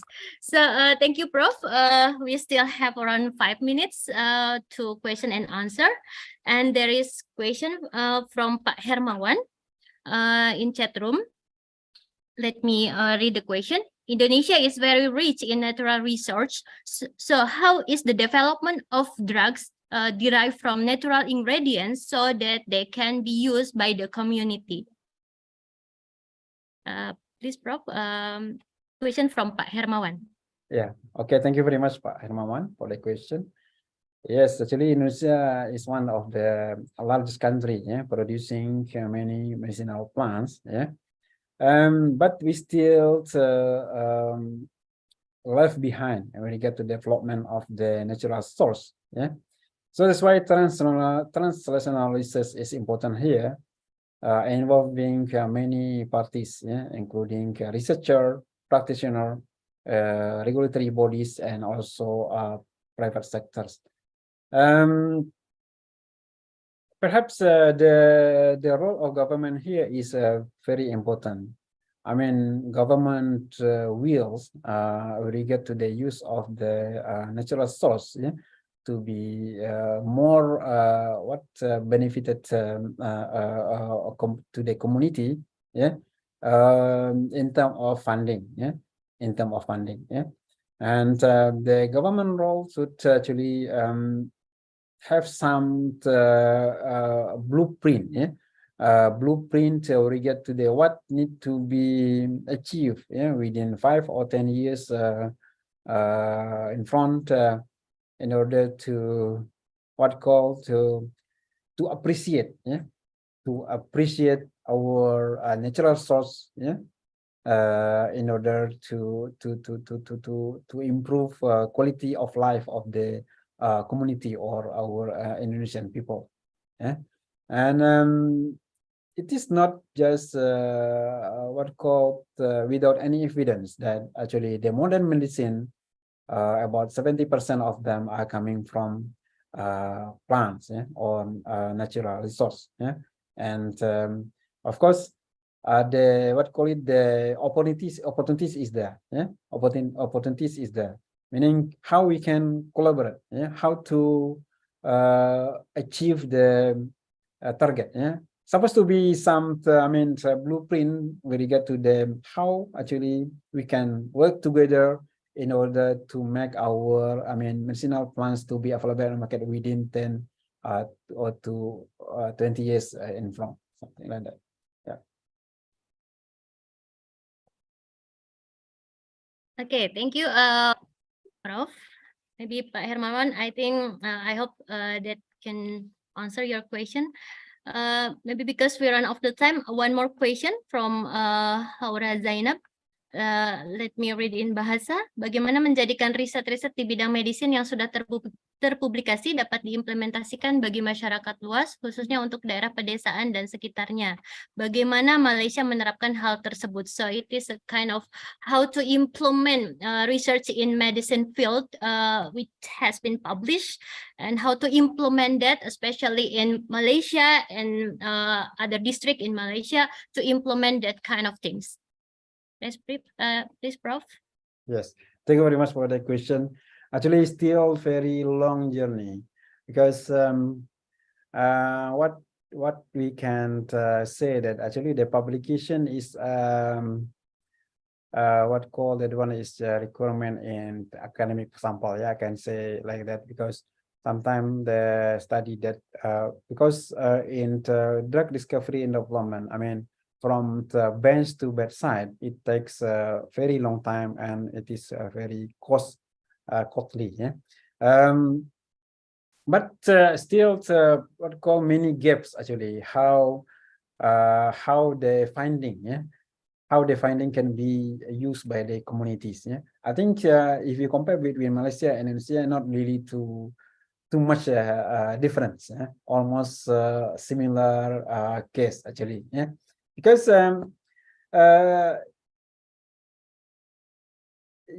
like I mentioned just now, that actually the government wills and also the collaboration, yeah, between many parties in order to achieve, yeah, certain objective is still not, not really very close. Yeah, because in drug discovery development, yeah, normally we are working together to, like COVID-19. Yeah, one of the best example is COVID-19. COVID-19 is actually in drug discovery development, we have to identify the disease first, and then after we identify the disease, we work together. Yeah, like COVID-19 vaccine establishment or something. That one is was getting red carpet from government, international bodies, researcher, and many, yeah, and private Pfizer, for example, supporting the activities, something like that. Yeah. Okay, thank you, Prof. I will check. Is there any question in chat room? No, I think.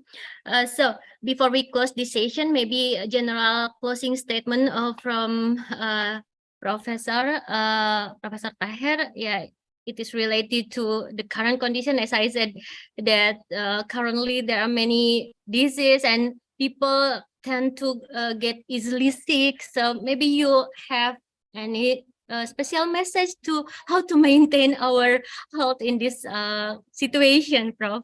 Maybe as a general closing statement. Yes, very good. The current the time that people get very easy to get sick. Yes, actually, should be one call it personal control, I think. Everyone should control their diet, for example, daily activities. Yeah, because if you are getting sick, meaning you are losing your immune system, for example. Yeah. So now each individual should examine, yeah, themselves, yeah, in order to be healthy. Yeah.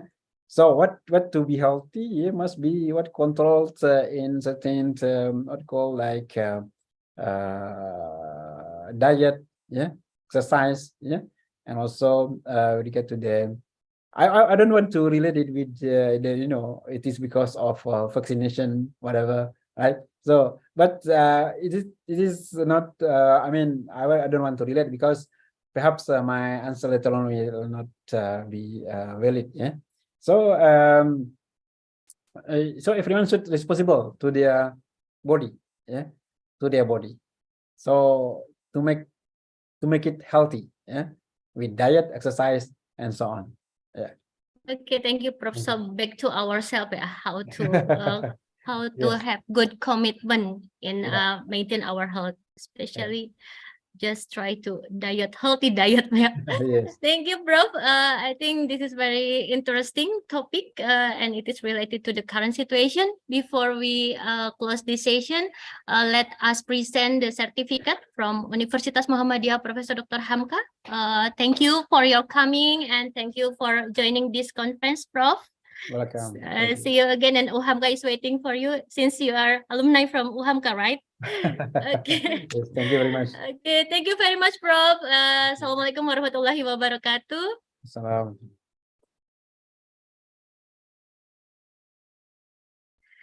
Okay, ladies and gentlemen, now we are going to the next session. Before we continue to the third keynote speaker, let us welcome Professor Indah. Professor Indah, are you with us? Professor Indah?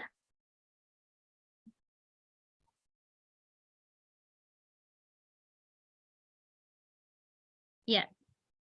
Let's greeting our third keynote speaker, Professor Indah.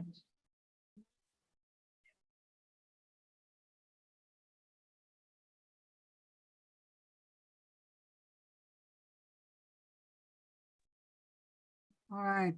Yeah, Thank Alhamdulillah. you. So Assalamualaikum, I Prof. need your Indah. access.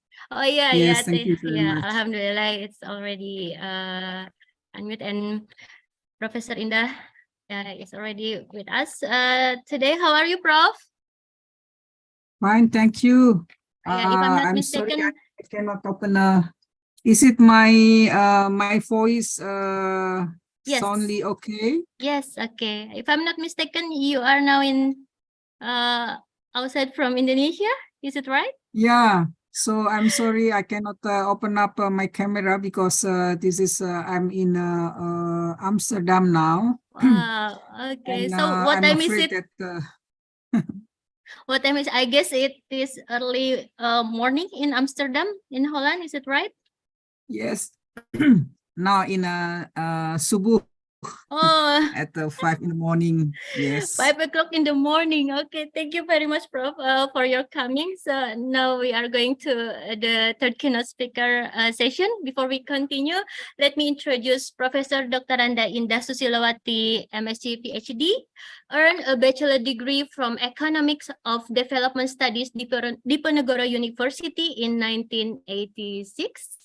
Then she took her master degree in resource economics at Universitas Putra Malaysia in 1991, and she completed her doctoral education in economics at Universitas Putra Malaysia in 1998. Currently, she actively publishes in various national or international journals.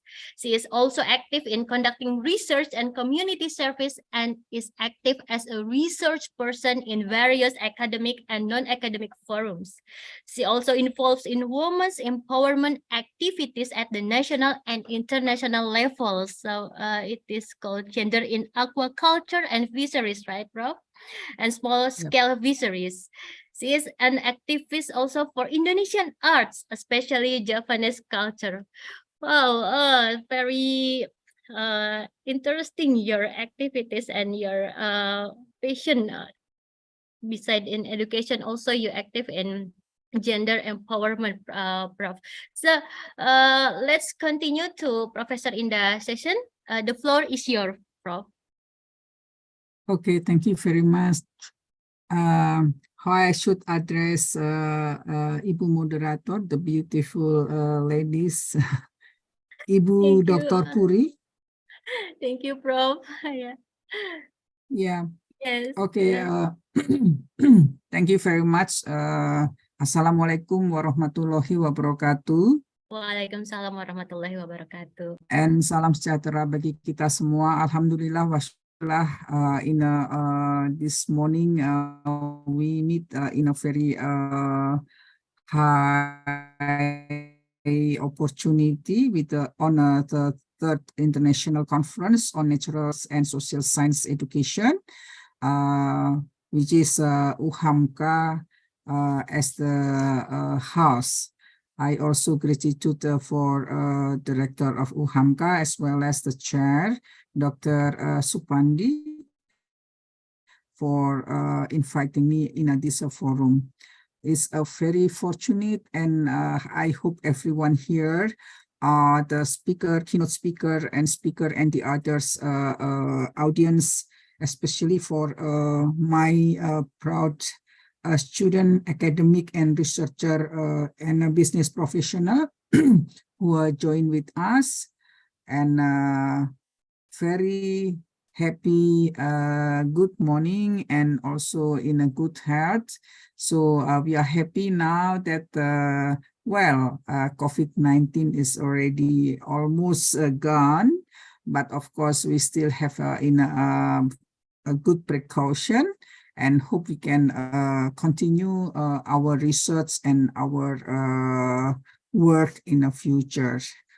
Well, I also follow listening the speaker from Malaysia, and it's very proud that UHAMKA has a very productive alumni, and it's wonderful also to join here for sharing and also listening regarding with the achievement for our academician as well as for the participation in this international conference.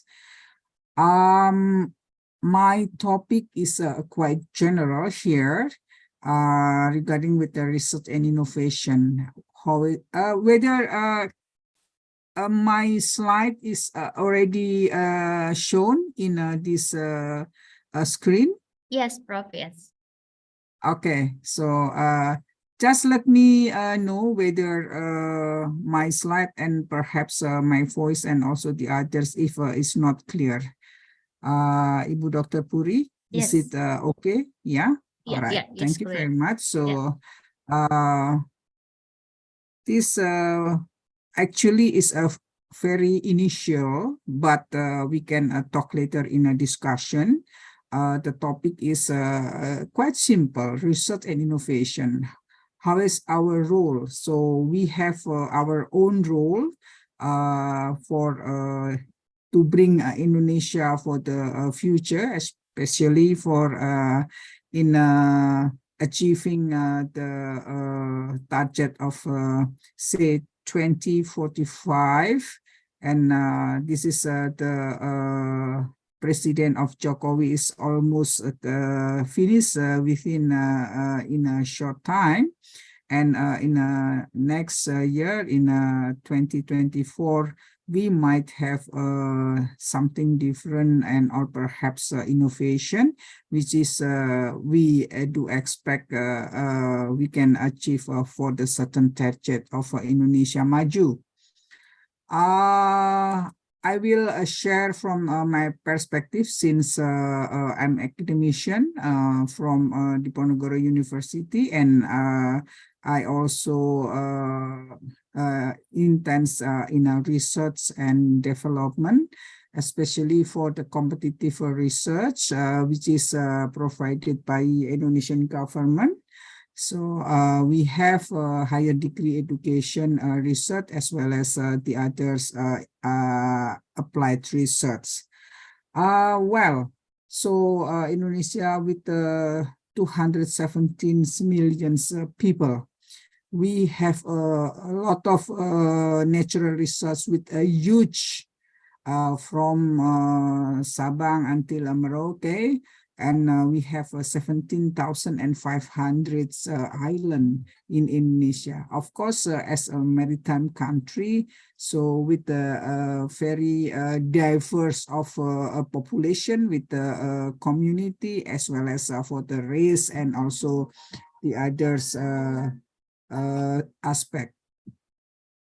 Well, for the education, research, and development here, of course, from higher degree perspective, we have Tridharma, which is research, and then for education as well as the social welfare will be the 3 in one. For application in activity in a daily academic. Of course, here comparing with in Malaysia and the other ASEAN countries, Indonesia, we have also participation in contribution for the research as well as a publication.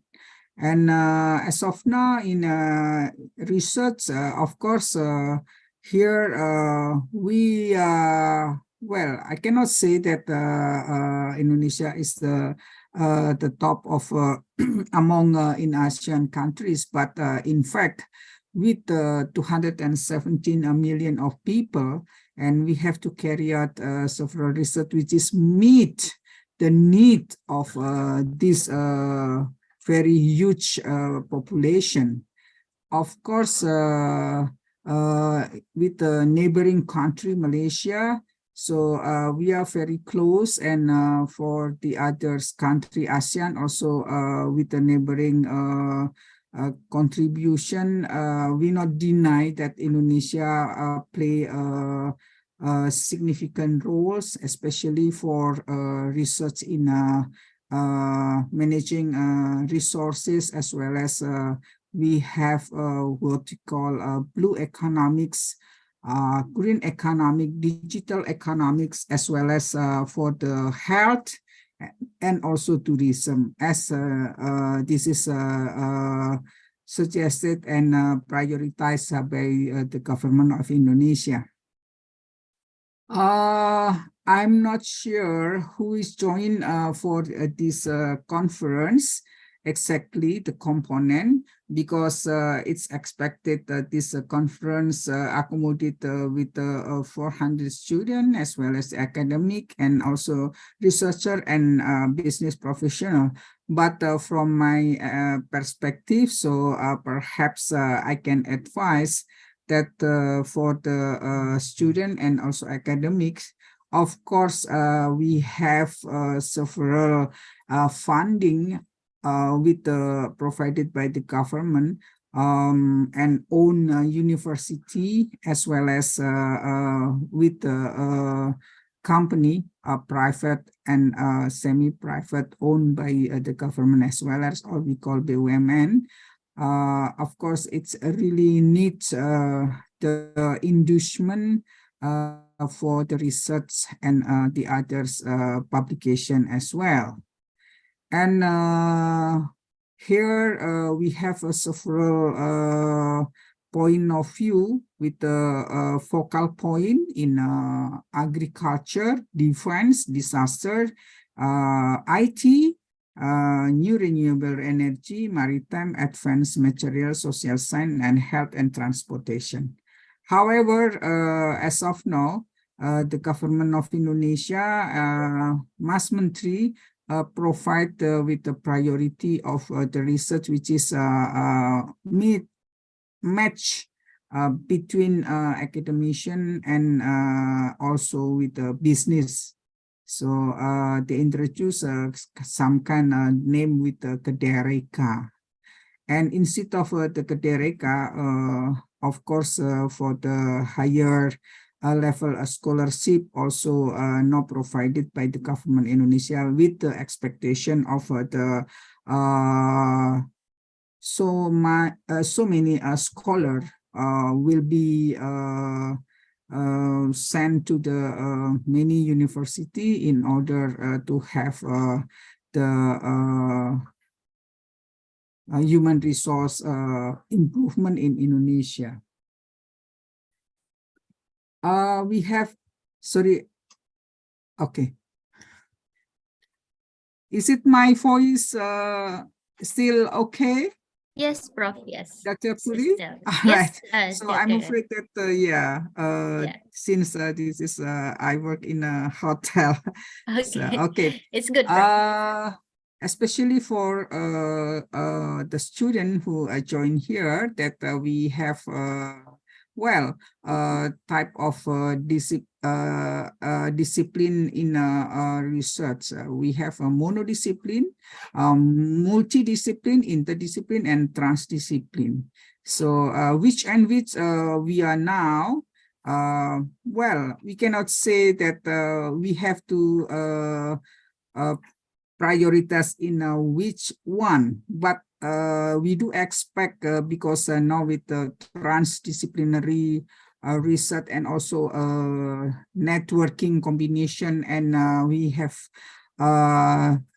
to see the real thing. So I believe that transdisciplinary research now become a priority.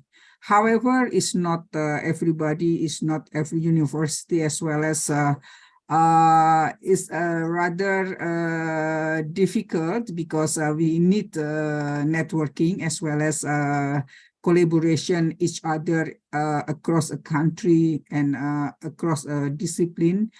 Therefore, perhaps this is some extent of my opinion that now we need a transdiscipline for the research to meet the innovative expectation and also problem solving as of now in a current situation.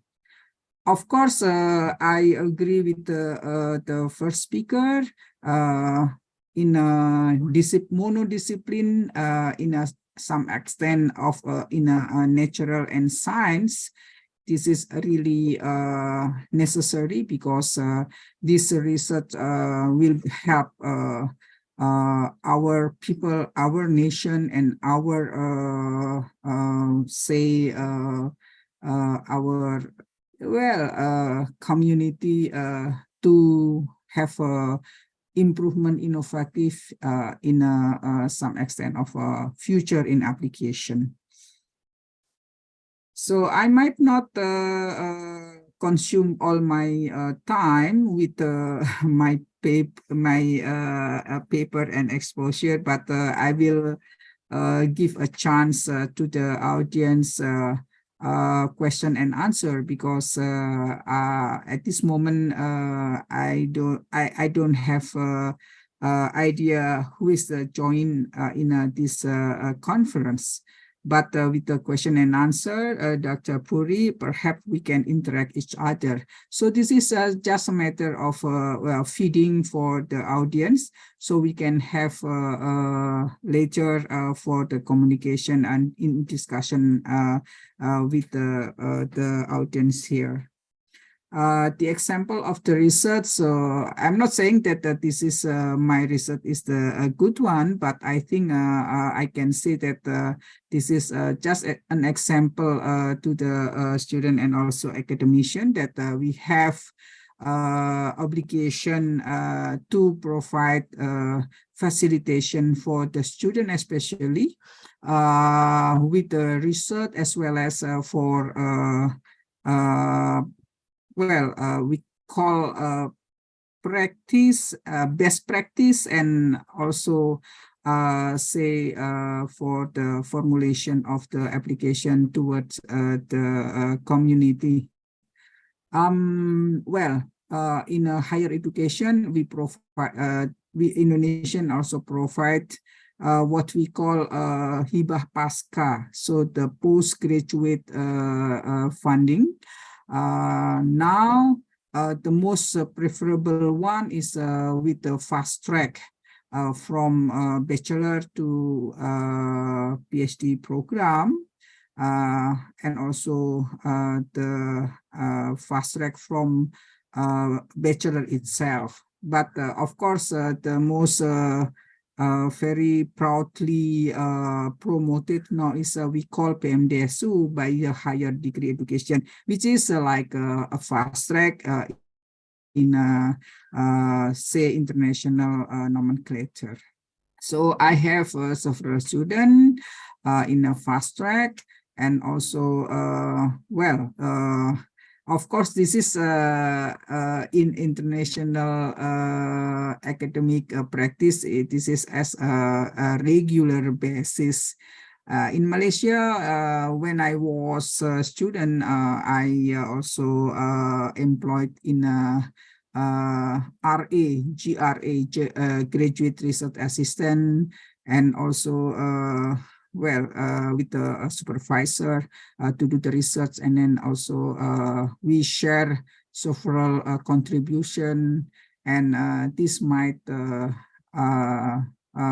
similar to Indonesia and other countries as well. So well, it is not the only one, but of course with the contribution from the other colleague, from the practitioner, and also from the other networking. So we have such collaboration between a natural, social, and environment as well. And this is, I try to run with the first viewer. So several keywords here shown as the summary. So, well, climate change, ecosystem service, COVID-19, naturals, and also social environment collaboration in research. This is just only, for example, we call the research in Kedereka, which is combined, so meet between demand and supply from the academician, and then we have a link with the practitioner and also industry. Indonesia already declared for the green economic, blue economic, digital economic, and also health and tourism as the 5 prioritized sector for research and also development so far. And this is just information, additional information, especially for the student here, that we have a transformation in economics, and we do expect from green economics, blue economics, so we can maximize the potential available as a research in the for Indonesia, and then to meet the expected demand and also welfare for the community and population for Indonesia. So we do hope also to catch the digital economy, because now is the global progress, innovation, expectation, and also for the IT. So of course, without a good health and so on. So this is one of the focus of Indonesia, as also this topic also touched by the keynote speaker number 1. This is also important. And when we have a good health, when we have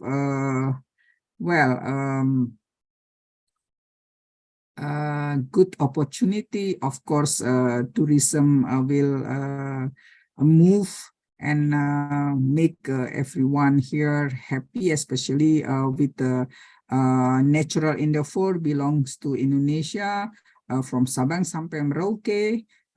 We can create the generation with generating economic, the real economics, and in futures we can have a good health, a good welfare, and also a good peace with of course 17 SDGs as we declare together. So thank you very much for this listening my paper, but this is just initial encouragement for everyone here. Especially I encourage my student here with as one of the participant expected by UHAMKA as a host to accommodate the third international conference on natural social science education. Thank you very much, Dr. Puri. So Okay. question and answer we can discuss in detail. Thank you. Assalamualaikum. Waalaikumsalam warahmatullahi wabarakatuh. Thank you very much, Prof. Indah Susilawati. Before we continue to question and answer session, for your information, the audience of this conference consists of lecturers, teachers, pre-service teachers, students, and other practitioners from several universities, Prof. So I Alright. think that the topic is really related to our needs, our necessary. Also for me as a PhD students, it is a kind of interesting topic about how to make innovative research, especially how to find the research gap, the research novelty. It is a kind of the most difficult for us as a students, Prof. Sometimes also when we make an article also, sometimes we are very struggling in making a kind of novelty and research gap in our research. Maybe if we have time, if you are willing to share the tips and the trick, it is very pleasant for us, Prof. While we are waiting for the question from the participants, and I invite also the participants to type the question in chat room. And while we are waiting, maybe if you are willing to share, Prof, because I think this is the most important part for us as a researchers or as a students and also as a lecturers, how to find novelty in making the research. Yes, Prof. All right. So I got a message from chat as well. In bahasa Indonesia bagaimana untuk mencari tema. Yes, yes. Dr. Puri, can you tell me in roughly how many % of the audience from student? I mean, from the postgraduate student here. So shall I answer in English or shall I combine in with the bahasa Indonesia or what your suggestion? I think both are is okay, Prof. If you answer in English, I think the most of participants will understand it. But if you prefer in bahasa, it is also okay. Yes. Right, so I try to answer in English. So in order everybody here encouraged to use English as Yes. an international conference, but you can ask in bahasa, and you can also give me a feedback in bahasa. Okay, so Yes, yeah, thank you very much. Well, doing research is some kind like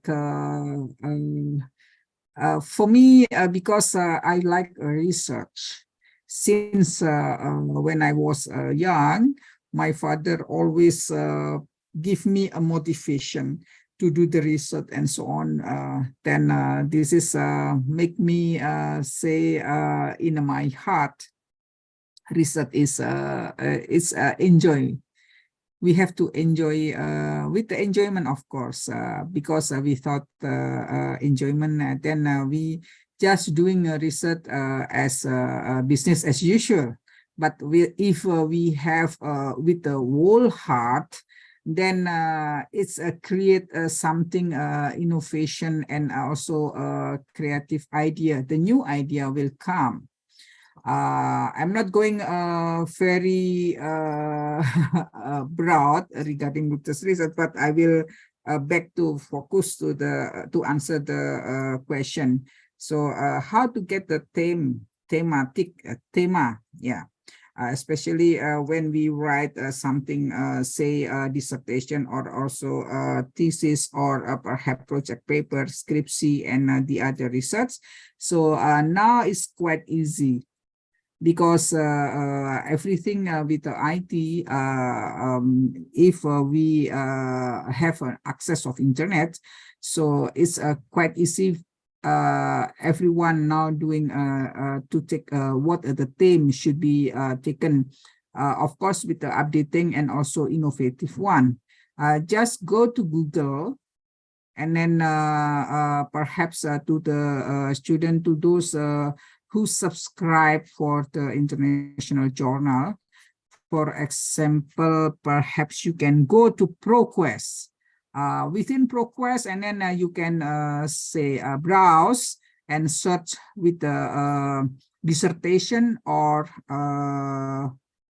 thesis or journal, and then just type whatever your interest, and then you can download it, depend on your interest. Then you can have several kind of say keywords. From the keywords, then we can have a download for the reference. But I would like to suggest just go to the dissertation. So this is will be good for the student, because within a dissertation we can have steps and procedure. But if you search by a journal, so journal is only limited with the material and method. Since we assume that to those who read the journal, so it be by default, the journal, assuming the readers will understand materials and method. But for if you searching with the dissertation, then of course there is materials and method with the complete methodology.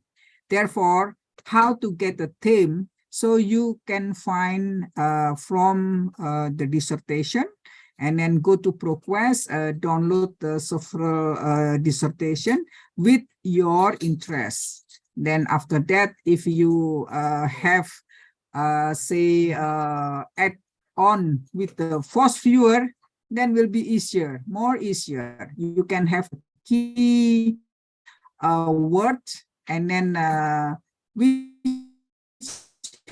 that perhaps suitable with your demand, then do download the complete set of dissertation of and journal, and then you can take as your idea for the theme that might suitable with your expectation to write the research. Is it sufficient enough to answer this question? So Yes. otherwise, you can contact me through my contact in a Gmail. My email is prof.indah@gmail.com. Quite easy. And if any say question or further step needed, then I might catch up from the email, subject to my availability of time. But of course, I will answer. Okay, thank you very much, Prof, for your answer. As I also note your email address to encourage people to ask more question in very detail. So I just received the message from the committee, Prof. So the participants who join in this session, it is more than 150, and 50 of them is a students in postgraduate at UHAMKA, Prof. So I think it is also yeah. I think it is also related to our needs, as I mentioned, as a student. I will be happy if UHAMKA also invite me for say external examination. Oh yeah. For teaching research method. So will be nice if I Yes, thank you. interact with the student offline, so person to person, and we can discuss later more detail and more interesting. Thank you. It is a great opportunity to have external examination. Yeah, thank you, Prof. So we can see in the chat room there are more questions from Ibu Jihan Fahira. What are some emerging trends and technologies that are supporting the future of research, Prof? Well, at this moment, we can say in a minimize or maximize way. In a minimized way, then we need just only internet, laptop, and also communication with our community. So this is a good start to do the research, I think. However, if we try to have a maximum effort, then of course funding is necessary, because we can do research by meta-analysis. So just only a matter of we collect several data from the digital, and of course this one just required for the internet, and also say collaboration with other researchers. This will be sufficient enough, because we just doing for data collection from the say digital. But if we like to have the research with a more updated and also with a person-to-person exposure, then of course we need funding. So depend on the funding availability. Yeah, if we are a student, say a postgraduate student, master and a PhD program student, then we can have opportunity to get the competitiveness of the funding from the RTPM. Please ask your supervisor or co-promoter to apply the funding to the government of Indonesia. So this is a good start to do. But of course, the requirement is this is eligibility for the student who master degree sitting in a first semester, already got a proposal examination with the proof of examination, past examination, and the same thing for the PhD. So maybe in a second semester or the third semester. So far, the student already got the examination for the proposal. We can say proposal, and then together with the promoter, supervisor, then apply for this doctoral degree higher education funding.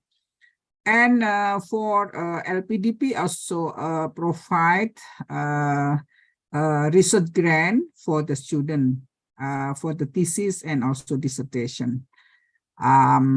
However, this is also depend on the university itself, where he or she belong to now. So for example, in Diponegoro University, we provide certain funding for a student, but of course, this is depend on the encouragement of the supervisor. So just do whatever we have. Do not waiting for the very beautiful expectation with the funding. No. So do your best, whatever now. So please contact and more talk, of course, with communication with our supervisor and the others lecturer to have experience in research.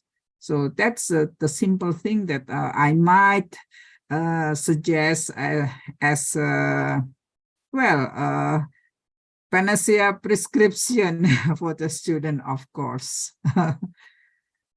Yeah, thank you very much, Prof. I experienced myself proposing the grant for doctoral dissertation is also not so easy. So it is a kind of high competitive. So maybe in another occasion, it is great pleasure if you can give some tricks how to pass that competition, especially for doctoral or master dissertation, maybe the grant from the ministry, maybe, Prof.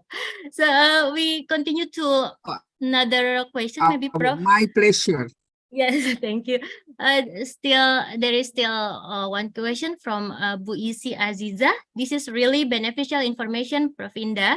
I have a question. Right. What ethical considerations should be taken into account when conducting research involving human subjects? Yes, please, Prof.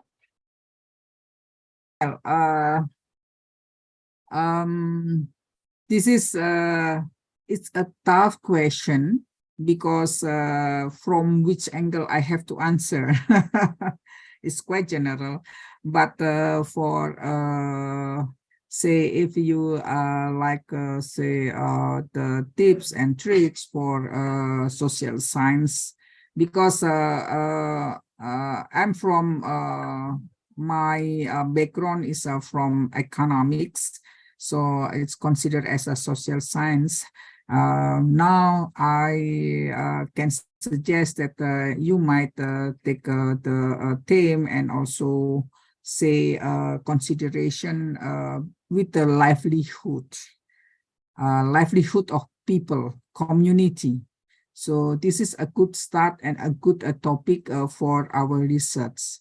And just linked to the 5 prioritized given by the government of Indonesia, as I mentioned in earlier, blue economy, green economic, digital economic, and then as well as the health and tourism. That will cover the prioritized sector, which is necessary to advocate for our people, as well as natural resource availability, natural resource endeavor, and also for the prospect of our health, and also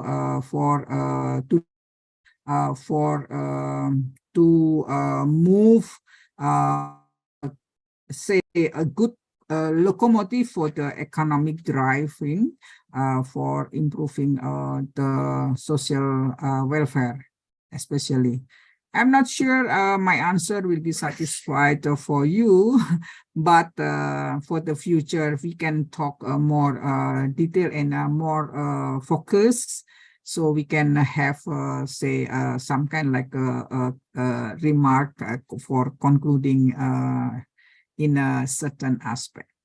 No worries, I will be available to provide your advice regarding with any research and also development, especially for the higher degree. Yeah. How is it, Bu Isi Aziza? By the chance that we see also the participants in offline, so I hope that it is answer your question. And I noticed in the beginning of your presentation, Prof, that collaboration across disciplines or transdiscipline also important. So I think that if Bu Isi Aziza has interest in doing the research in human subject, also it can relate it also to the economic, something like that, like you mentioned. So in this digitalization era and in this 21st century learning, collaboration is important, if I understand in with your explanation in the beginning, right, Prof? Yes, exactly. So collaboration become important matter, yeah? Yes, of course. Now the collaboration is the most important one, because with collaboration we can explore and also tighten our network with the others people, the others discipline, and the other countries. We can cross country, cross discipline, and the others we can share each other.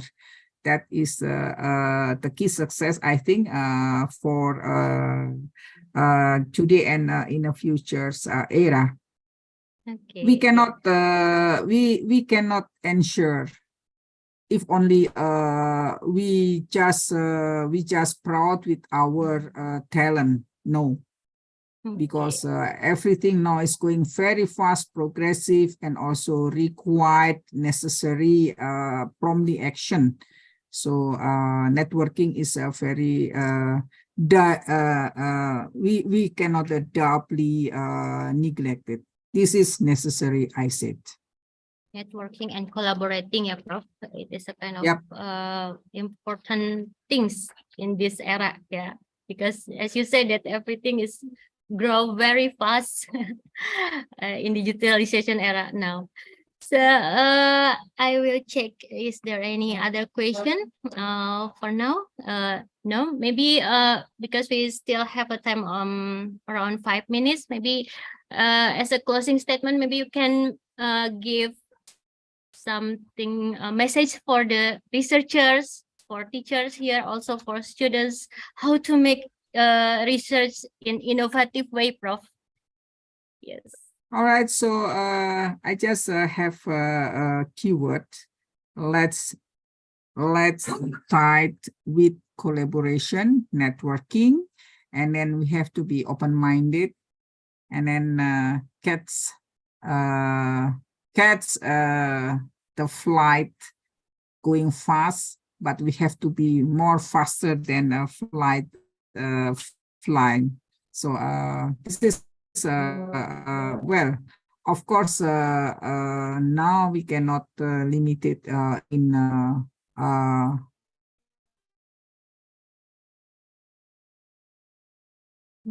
which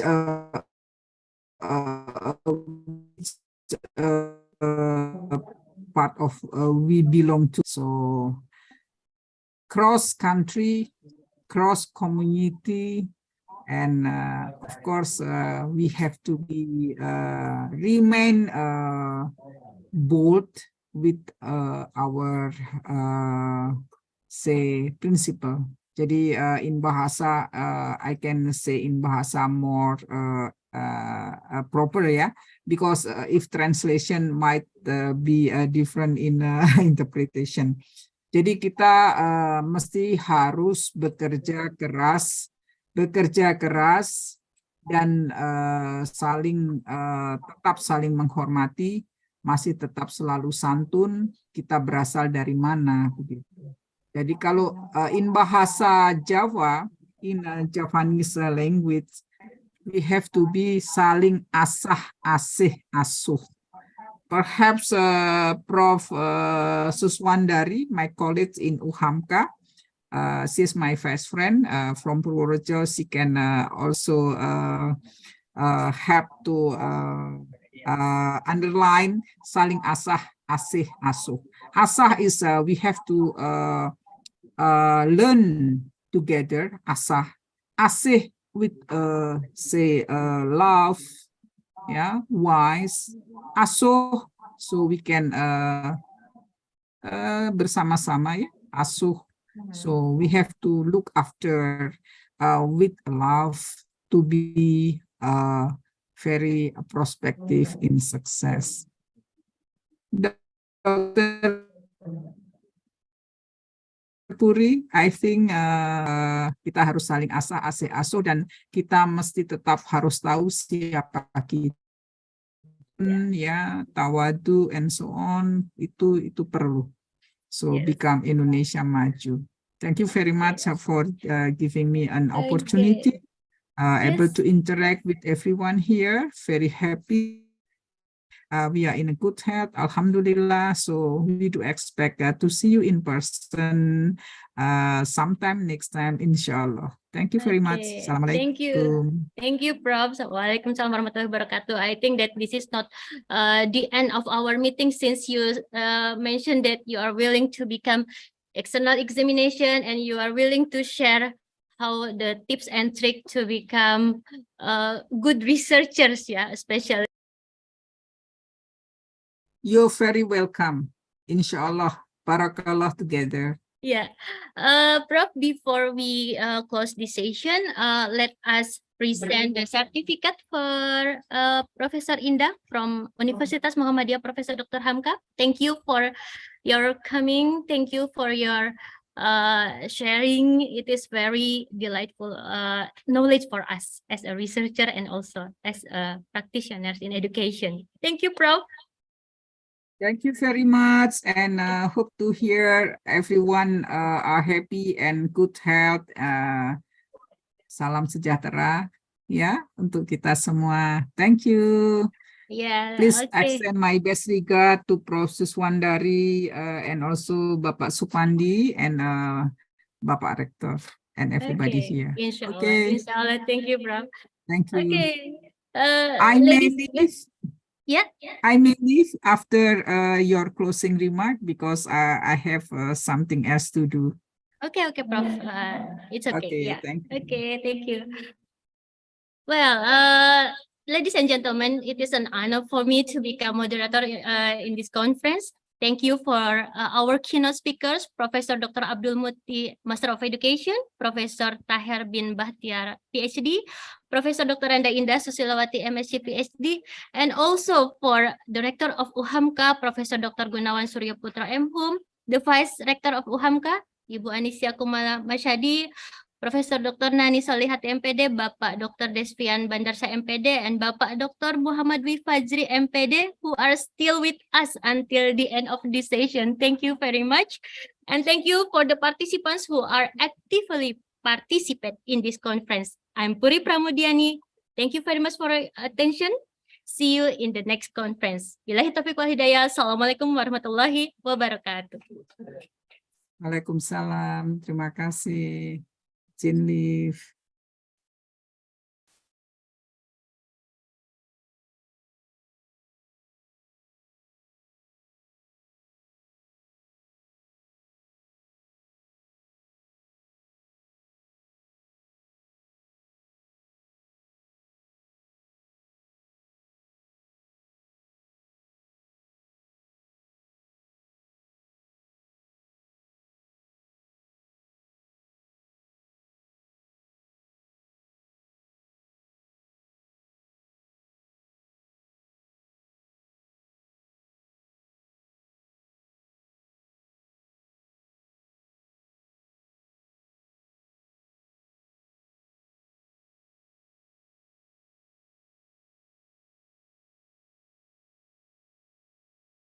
Yani.